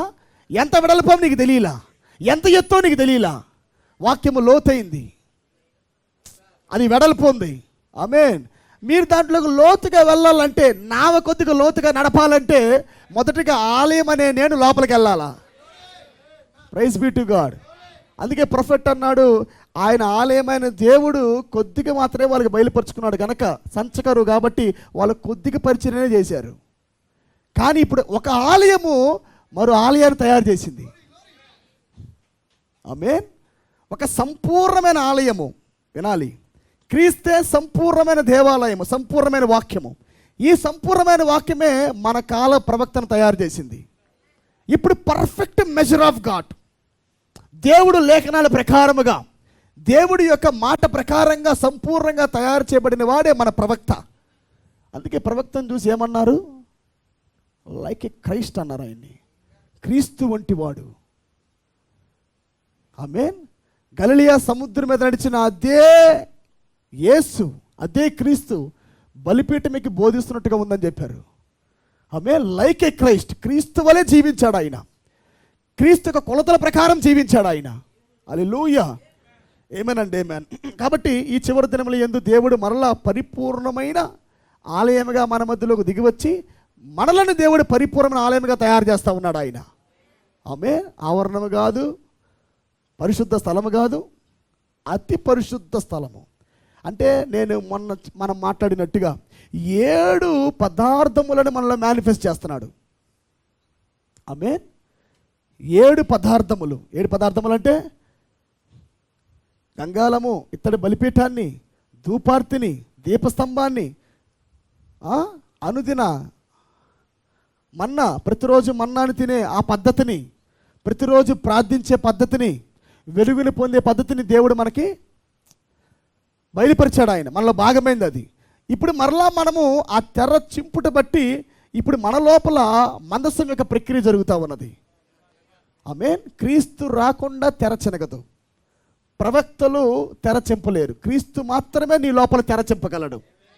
కాబట్టి క్రీస్తు వచ్చింది ఎందుకొరకంటే ఇప్పుడు ప్రాణములో మందసాన్ని అభిషేకించడానికి. 6వది ఏంటంటే అనాయింట్ ద మోస్ట్ హోలీ. ఆమేన్. మీరు చూడొచ్చు, మోషే మందిరాన్ని పరిపూర్ణంగా కట్టిన తర్వాత, మోషే కొలతల ప్రకారం మందిరం కట్టిన తర్వాత దేవుడు మోషే కట్టిన మందిరంలోకి వచ్చాడు. వచ్చాడా? మనిషిలోకి రాలా, మనిషికి దేవుడు చూపించుకోట్లా, కానీ మందిరంలోకి వస్తున్నాడు. నిన్ను చూస్తా ప్రభు అంటేనేమో, నన్ను చూడాలంటే, నేను లోపలికి రావాలంటే మొదటగా నీ కొలతలు ఉండాలా. కొలతల ప్రకారం నీవుంటే నేను లోపలికి వస్తా. చూడండి, కావాలంటే మోషే మందిరాన్ని కట్టినప్పుడు according to the thought of God, దేవుడి యొక్క కొలత ప్రకారంగా మందిరం కట్టినప్పుడు దేవుడు మేఘము వలె దిగివచ్చి మహిమగా ఆయన మందిరంలోకి వచ్చాడు. యాజకులు సేవ చేయలేనంతగా అక్కడ ఉండిపోయినది. అవునా? ఎక్కడికి వచ్చాడు ఆయన? Most holy place. ఆమేన్. అతి పరిశుద్ధ స్థలంలోకి ప్రభు దిగి వచ్చాడు. సొలొమోను మందిరమైన అంతే, జెరుబ్బబేలు మందిరమైన అంతే. According to the instruction of David అని ఉంటుంది. నేను చదివించాను లాస్ట్ టైం మీకు, మరలా నేను వెళ్ళట్లేదు, టైం లేదు కాబట్టి. దావీదు యొక్క ఇన్స్ట్రక్షన్ ప్రకారముగా మరలా వాళ్ళు బబులోను నుంచి బయటికి వచ్చిన తర్వాత వాళ్ళ మందిరాన్ని కట్టారు. అంటే కొలతలు ఎవరి దగ్గర ఉన్నాయి చెప్పాలి. కొలతలు సొలొమోను దగ్గర లేవు, కట్టబడుతున్న వాడి దగ్గర కొలతలు ఉన్నాయి. సొలొమోను కట్టబడలా మందిరముగా, కానీ దావీదు కట్టబడ్డాడు మందిరముగా. దావీదుకే ఆ ప్రత్యక్షత ఉంది. మందిరం యొక్క కొలతల ప్రత్యక్షత ఎవరి దగ్గర ఉంది? డేవిడ్ దగ్గర ఉంది. అందుకే మీరు చూడండి, దావీదు ఇచ్చిన కొలతల ప్రకారముగా, ఇన్స్ట్రక్షన్ ప్రకారంగా మరలా వాళ్ళు మందిరం కట్టడం ప్రారంభించారు. అందుకే దావీదు హృదయానుసారుడు. ఎందుకు? మందిరపు కొలతలు ఎరిగినవాడు, దేవుడు అనే దైవత్వాన్ని ఎరిగినవాడు, ఆయన 3 తెరలు ఎరిగినవాడు, 7వ ముద్ర యొక్క 3 మడతలు ఎరిగినవాడు ఆయన. హల్లెలూయా. ఆయన మాత్రమే చెప్పగలడు ఎలా కట్టాలో. కేవలం సొలొమోను కట్టాడు కానీ అసలు ఆ కట్టుట్లో విధానం ఏంటో ఆమేన్ ఆయన యోధాకి బయలుపరిచాడు కట్టమని, లేవీడికి కాదు. ఆమేన్. మోషే కట్ల మందిరం కట్టింది మోషే కాదు. మోషే కొలతలు చెబుతున్నాడు, కింద మినిస్ట్రీ కడతా ఉంది. ఆమేన్. వాయిస్ వెళ్తుంది. ఈ వాయిస్ విన్న తర్వాత వాక్యాన్ని ఒక వ్యక్తి బయలుపరుస్తున్నాడు అక్కడ. ఏమేనండి ఏమేన్. ప్రవక్త నుంచి వాక్యం విని తర్వాత ఈ వాక్యము సంఘానికి రివీల్ చేస్తున్నాడు ఆయన. ఈ రివీల్ చేయుట బట్టి మందిరం కట్టబడతా ఉన్నది. హల్లెలూయా. చూసింది మోషే, కానీ కట్టింది మోషే కాదు. ఆమేన్. ప్రవచనం చెప్పింది, దర్శనాలు చూసింది, వాక్యం ప్రసంగించింది మొత్తం ప్రవక్తే. ఆమేన్. కానీ కడుతుంది ఎవరు? లాస్ట్ టైం చెప్పాను కదండి. ఆమేన్. జాషువా వస్తున్నాడు భూమి మీదకి. ఆమేన్. ఈ ప్రవక్తకు బయట రాట్లా, జెరుబ్బబేలుతో పాటు సపోర్ట్గా వస్తున్నాడు ఆయన. నీవు చెప్పిన వాక్యానికి ఆమేన్, ఇదిగో నా యొక్క రివీల్డ్ వర్డ్కి, రెండింటిని కలిపి సంఘాన్ని కడతా ఉన్నారు వాళ్ళు. హల్లెలూయా. పునాది మొదలుకొని పరిపూర్ణమయ్యేదాకా, తలరాయి పెట్టేదాకా వీళ్ళిద్దరు వర్కులో ఉంటూనే ఉన్నారు వీళ్ళు. ఆమేన్. జాషువా అండ్ జెరుబ్బబేలు మినిస్ట్రీ ద్వారా సంఘం పరిపూర్ణమవుతా ఉన్నది. హల్లెలూయా. ఇప్పుడు నేను దీన్ని కొద్దిగా చెప్పి ముందుకు వెళ్తాను. నేను ఆదికాండం మనం గమనించినప్పుడు ఇక్కడ ఒక మైటీ హంటర్ వస్తున్నాడు. ఈ వ్యక్తి సాతాను యొక్క జ్యేష్ఠుడు. ఆమేన్. కయ్యను ఎలాంటి వాడో దానికన్నా భయంకరుడు వీడు. అంటే కయ్యన్లో కొద్దిగా బయలుపరచబడ్డాయి అట్రిబ్యూట్స్ సాతానివి, కానీ వీడు పూర్తిగా బయలుపరిచినాడు. ఓకేనా? అంటే వాడి శక్తి, వాడి మేనిఫెస్టేషన్ పెరుగుతూ ఉన్నది. ఆమేన్. సాతాను యొక్క వాడి యొక్క యాట్రిబ్యూట్స్, వాడి స్వభావము మనుషుల గుండా వ్యక్తపరచబడతా ఉన్నది. ఇప్పుడు వచ్చిన పాప పురుషుడే అనే వ్యక్తి సాతాన్ని పరిపూర్ణంగా బయలుపరిచేవాడు. ఆమేన్. ఎలాగైతే దేవుడు ప్రారంభము నుండి కొద్ది కొద్దిగా మనుషుల్లో బయలుపరచుకుంటూ వచ్చి ఇప్పుడు సంపూర్ణంగా బయలుపరచబడుతున్నాడో, సాతాను కూడా ఆరంభము నుండి మనుషుల్లో కొద్దిగా విప్పుకుంటూ వచ్చి ఇప్పుడు సంపూర్ణంగా వాడు ఒక వ్యక్తిలో మేనిఫెస్ట్ అయిపోతా ఉన్నాడు. ఆమేన్. సంపూర్ణ మేనిఫెస్ట్ అయిన తర్వాత వస్తున్న పదం ఏంటంటే పీస్. గుర్తుపట్టలేము అసలు. ఆరంభంలో వాడు అలాగున్నాడు. ఆమేన్. వాడు బిగినింగ్లో ఎలా ఉన్నాడు? వాడు ఒక మతముగా ఉన్నాడు, వాడు ఒక భక్తిపరుడు వాడు. అవునా? రాజ్యాలు భక్తిలో లేవు, బబులోను భక్తి కాదు, మాదీల పార్షికుల భక్తిలో లేవు, గ్రీకు భక్తిలో లేదు, రోమన్ భక్తిలో లేదు. కానీ వాడు సంపూర్ణ మేనిఫెస్ట్ అవుతున్నప్పుడు ఇప్పుడు వాడు ఆరంభంలో ఏమై ఉన్నాడో ఆ స్థానంకి వచ్చేసాడు ఇప్పుడు వాడు. ఆమేన్. వినాలి, ఆరంభంలో వాడు ఆత్మీయుడు. ఆమేన్. వాడు దూతల పైన అధికారి, వాడు కెరూబు వాడు. ఇప్పుడు కూడా సేమ్ అదే పొజిషన్ ధరించాడు వాడు. సంఘాన్ని పరిపాలించుట, వాడి ప్రసంగమే ప్రపంచానికి ప్రసంగం. అవునా కాదా? అతను ఏ మాట చెప్పాడో అదే శాసనం. ఆత్మ సంబంధమైన నాయకుడిగా ఇప్పుడు పిలువబడతా ఉన్నాడు. అప్పుడు పిలువబడ్డాడు, ఇప్పుడు పిలువబడుతున్నాడు. కాబట్టి ఈ నిమ్రోదు జీవితం మనం చూసినప్పుడు ఈ నిమ్రోదు సాతాను పరిపూర్ణంగా మేనిఫెస్ట్ చేయబడిన వ్యక్తి. ఓకేనా? వీడి పని ఏంటంటే కట్టబడిన దానిని, తెలుసు కదా, వాడి పని ఏంటంటే వాక్యాన్ని వక్రీకరించుట. ఎలాగైనా దేవుడి యొక్క ప్రణాళికను కొలాప్స్ చేయుటే వీడి పని. అంతేనా కాదండి? సాతాను పని ఏంటి? చెప్పబడిన వాక్యాన్ని కొలాప్స్ చేయుట, అంటే వంకర చేయుట, వక్రీకరించుట. హల్లెలూయా. ఈ ఏదైనా తోటలో ప్రవక్త అంటాడు, ఏదైనా తోటలోని నదులు పారుతూ ఉన్నాయి. వీడేం చేశాడంటే కరెక్ట్గా యూఫ్రటీస్ నది మీద వీడి యొక్క రాజ్యాన్ని కట్టడం ప్రారంభించాడు. ఆమేన్. ఎలాగైతే యెరూషలేము ఉన్నదో, వినాలి, ఇది వింటే మీకు రియాలిటీ అర్థమైంది.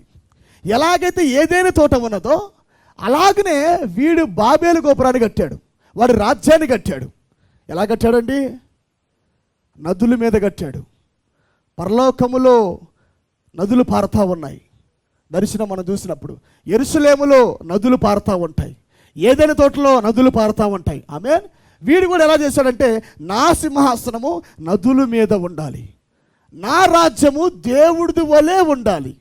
హానోకు ఎలా కట్టబడి ఎత్తబడ్డాడో నేను అలాగే కట్టబడి ఎత్తబడాలి. హల్లెలూయా. అలాగే వాడు ప్రణాళిక వేశాడు ప్రియులారా. ఆమేన్. అంత కొలాప్సింగ్ అనమాట. ఇప్పుడు మనం చూస్తున్నాము సేమ్ అలాగే జెరూషలేము కూడా. జెరూషలేము ఎలాగున్నది? జలములతో ఉన్నది. దేవుడు తన బ్లూ ప్రింట్ని మార్చలా. నోవాకి ఇచ్చిన కొలత వేరు కానీ మందిరం ఒకటే, స్థలం వేరు కానీ మందిరం ఒకటే. వినాలి, మోషేకి ఇచ్చిన కొలతలు వేరు కానీ మందిరం ఒకటే. ఆమేన్. సొలొమోనుకి ఇచ్చిన కొలత వేరు కానీ మందిరం ఒకటే, ఒకే ప్యాటర్న్. జెరుబ్బయలుకి ఇచ్చింది వేరు కానీ మందిరం ఒకటే. కొలత అంటే ఆయన విధానం మారట్లా. హల్లెలూయా. ఆయన కేవలం ఏదైనా తోటల్లో అలా షిఫ్ట్ అయ్యి యెరూషలేములోకి వచ్చాడు ఆయన. ఆమేన్. వినాలి, మీరు వినాలి, కొద్ది వింటే అర్థమైంది అది. ఆయన అక్కడ ఏదైనా తోటని కొద్దిగా షిఫ్ట్ చేసి ఆయన ఎక్కడికి వచ్చాడు? యెరూషలేములోకి వచ్చాడు ఆయన. అందుకే అబ్రాముని పిలవటమే ఎలా పిలిచాడు? అబ్రామా నీ దేశాన్ని అన్నాడు మొదటగా. నీ దేశమును, ఆమేన్, నీ తండ్రి ఇంటి వారిని, నీ బంధువుల్ని వదిలిపెట్టి నేను చూపించే దేశానికి ప్రయాణం అని చెప్పాడు ఆయన. అంటే నేను ఒక ఏదైనా తయారు చేశా, నేను ఒక ఏదేనని పెట్టి ఉంచా, నీకు చూపిస్తారా అన్నాడు. అబ్రహాం ఏమో ప్రభువా ఆదాముండు స్థలం ఎలాగుందో అన్నాడు. దాన్ని షిఫ్ట్ చేశారా అన్నాడు. అంటే ఆదాము కలిగి ఉన్నది ఎలాగున్నదో అంటాడు. నేను దాని కొరకే పిలిచారా అన్నాడు ఆయన. ఆమేన్. బ్యాగ్ కాదు ముందుంది రా నాయనా అన్నాడు. హల్లెలూయా. అబ్రాముని తీసుకొని దేవుడు ప్రయాణం చేశాడు. అబ్రాముకి దేశం మొత్తం చూపించాడు. It's like a Eden. అదేంటది? ఏదెన్. అది అదే జలములు పారుట, అదే కన్స్ట్రక్షన్. హల్లెలూయా. అదే పాలు తేలి ప్రవహించుట. హల్లెలూయా. గమనించండి, ఎప్పుడైతే దేవుడు షిఫ్ట్ అయ్యాడో ఒక స్థలానికి, వెంటనే వాడు షిఫ్ట్ అయ్యాడు. మీరు చూడండి, దేన్నైతే దేవుడు వాగ్దానం చేశాడో ఆ వాగ్దాన భూమిలోనే నెఫీలీలు ఉన్నారా? బలవంతులు ఉన్నారు అక్కడ, పడిపోయిన దోతలు ఉన్నారు అక్కడ, పాతాళం మొత్తం అక్కడే ఉంది.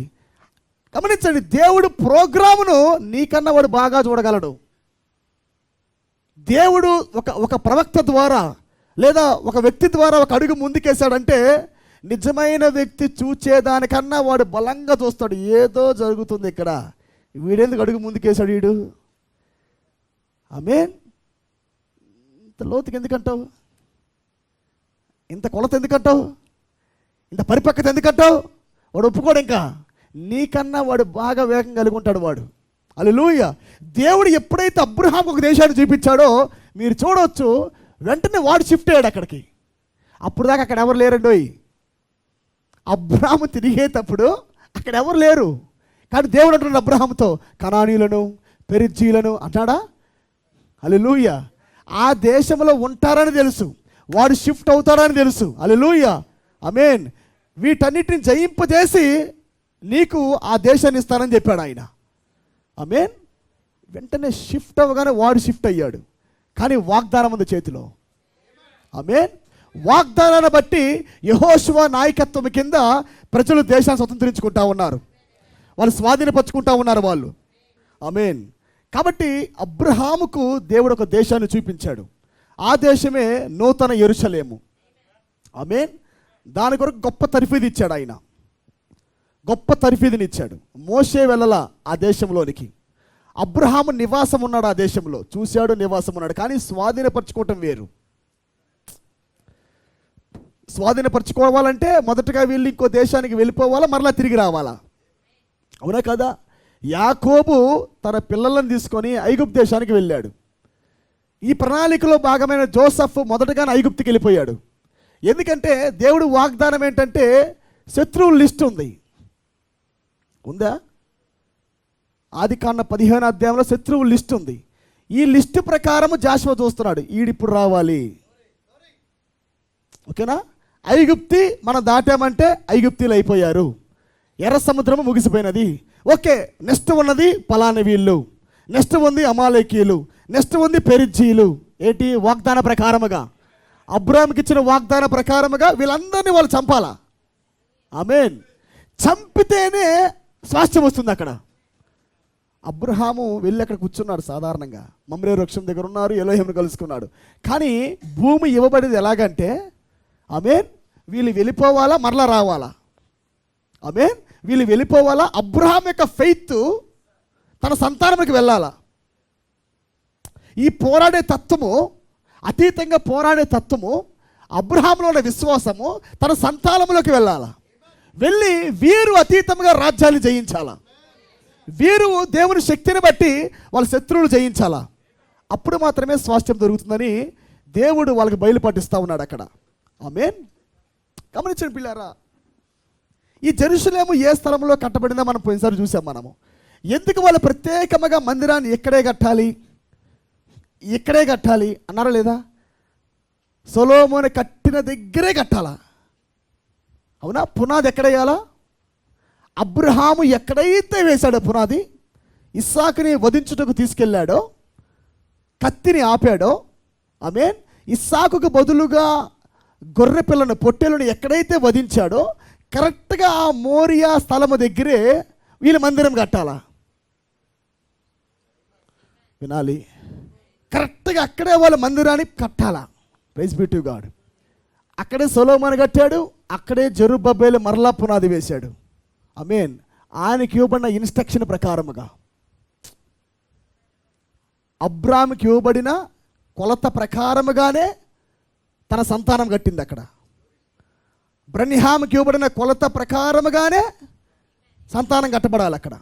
ఆయనకి ఎక్కడ పునాది పడిందో, ఆయనకి ఎక్కడ యెహోవా ఈరే ప్రత్యక్షమయ్యాడో, ఆయనకి ఎక్కడ పలుకుబడిన పరిచర్య ప్రత్యక్షమైందో కరెక్ట్గా అదే స్థలములోనే మందిరం కట్టబడాలా. అందుకే మమ్రే వృక్షం దగ్గర పెట్టలా. ఆమేన్. అది పలుకుబడిన పరిచర్య కాదు. షావేలో పెట్టలా, అది పలుకుబడిన పరిచర్య కాదు. ఎందుకు ప్రత్యేకంగా ఆ స్థలముకే తెచ్చి ఆమేన్ కట్టారంటే అది దేవుని యొక్క పలుకుబడిన పరిచర్య. అంటే మందిరము దేంతో కట్టబడుతుందంటే స్పోకెన్ వర్డ్ మినిస్ట్రీ, పలుకబడిన మాట ద్వారా సృష్టించబడిన ఆ పరిచర్య దగ్గర మందిరం కట్టబడతా ఉన్నది. అది పునాది ప్రియులారా. అందుకే వాళ్ళకి ఎన్ని స్థలాలు ఉన్నా వాళ్ళు దేన్ని ముట్టరు. వాళ్ళు అబ్రహాము యొక్క ఆ పునాది, దేవుడు దిగివచ్చి జెహోవా జైరేగా మారిన ఆ స్థలమే మా ఆలయం స్థలం అంటారు వాళ్ళు. Glory be to God. మీరు గమనించండి, కొద్దిగా మనం లోపలికి వెళ్దాం, కొద్దిగా లోతుగా వెళ్దాం మనం, ఓకేనా? డీప్గా వెళ్దాం కొద్దిగా మనం. ఎందుకు ఆ స్థలము దగ్గరే వాళ్ళ మందిరాన్ని కట్టవలసి వచ్చినదంటే, ఆ మోరియా దేశంలో ఆ పర్వతం మీద అది మనం కొద్దిగా ఈ దేశాన్ని గమనించినప్పుడు, దేశం పేరు ఏం పేరండి? జెరూషలేం. ఆమేన్. ప్రవక్త అంటాడు జెర్రు అంటే జైరే అన్నాడు. ఆమేన్. జెర్రు అంటే ఏంటంటే జైరే అన్నాడు. ఆమేన్. జెరూషలేం అంటే జైరే షాలేం అన్నాడు ఆయన. మెల్కీసెదెకే సమాధానానికి అధిపతి, నీతికి రారాజు ఆయన. ఆమేన్. ఈ జైరే షాలేమే ఆయన దేశానికి పెట్టాడు ఆయన. పలుకబడిన పరిచర్యే ఆ దేశానికి వెలుగు. అసలు న్యూ జెరూసలేంకి పునాదే లెట్ దేర్ బి. ఇప్పుడు వధువు ఎవరంటే జైరే బ్రైడ్ ఆమె, జైరే షాలేం ఆమె, జైరే పీస్ ఆమె, న్యూ జెరూసలేం. హల్లెలూయా. ఎంతమందికి అర్థమవుతుంది నా మాటలు? ఇంకో మాట చెప్పాలంటే ప్రియులారా, ఈ యొక్క మందిరాన్ని పడగొట్టేసి ఇంకో మందిరాన్ని దేవుడు మనలోంచి కడతా ఉన్నాడు. ఓకేనా? ఈ మందిరాన్ని పడగొట్టి న్యూ జెరూసలేంని కడతా ఉన్నాడు ఆయన. రీబిల్ట్ అందుకే జరుగుతూ ఉన్నది. మరలా పునరుద్ధరించుట. ఆమేన్. మరలా తిరిగి మందిరాన్ని కట్టుట, మరలా తిరిగి దేవుడే యాజకుడుగా ఉండుట. ఆమేన్. ప్రతి మందిరములో యాజకుడు ఆయన కాదు, కానీ ఈ మందిరానికే ప్రధాన యాజకుడు. అదేనా పౌలు అన్నది? దేవుడు మనకి సరిపోయినవాడు, మన ప్రధాన యాజకుడు మనకు సరిపోయినవాడు. మనల్ని పరిపూర్ణము చేయుదాకా మనకు ఆయన ప్రధాన యాజకుడు. మన ప్రాణములో ఉండి ధూపార్తి చేస్తూ ఉండేవాడు, విజ్ఞాపన చేస్తూ ఉండేవాడు. హల్లెలూయా. నీ దేహము మార్చక ముందు దాకా జరిగే పరిచర్య అది. నిన్ను సంపూర్ణము చేసేదాకా ఆయన ప్రధాన యాజకుడి పరిచర్య లోపల జరుగుతూ ఉండిద్ది. ఆమేన్. యాజకత్వము అనంటే నాట్ ఓన్లీ బ్లడ్ ఆగిపోవటం కాదు. ఆమేన్. నిన్ను పరిపూర్ణము చేయటం, నీ మీద నేరారోపణ తొలగించటం, నీ మీద ఎండ్ ఆఫ్ సిన్ పెట్టటం, పాపము యొక్క నివారణ పెట్టటము. హల్లెలూయా. హల్లెలూయా. నీ దేవాలయమునకు ఆయన ప్రధాన యాజకుడు, నీ దేవాలయమునకు ఆయన ఏకైక మనిషి కుమారుడు. ఆమేన్. ఈ ఏకైక మనిషి కుమారుడు వాక్యమే ఇప్పుడు నిన్ను యెరూషలేముగా మారుస్తూ ఉంది. ఓకేనా? నేను ముందుకు వెళ్ళడం లేదు. నేను మరి చెప్పబడిన దేవుని వాక్యాన్ని ప్రభు మన వినికిడిలో దీవించి ఆశీర్వదించునుగాక. God bless you all. అందరూ పైకి లేచి నిలబడదాం మనము.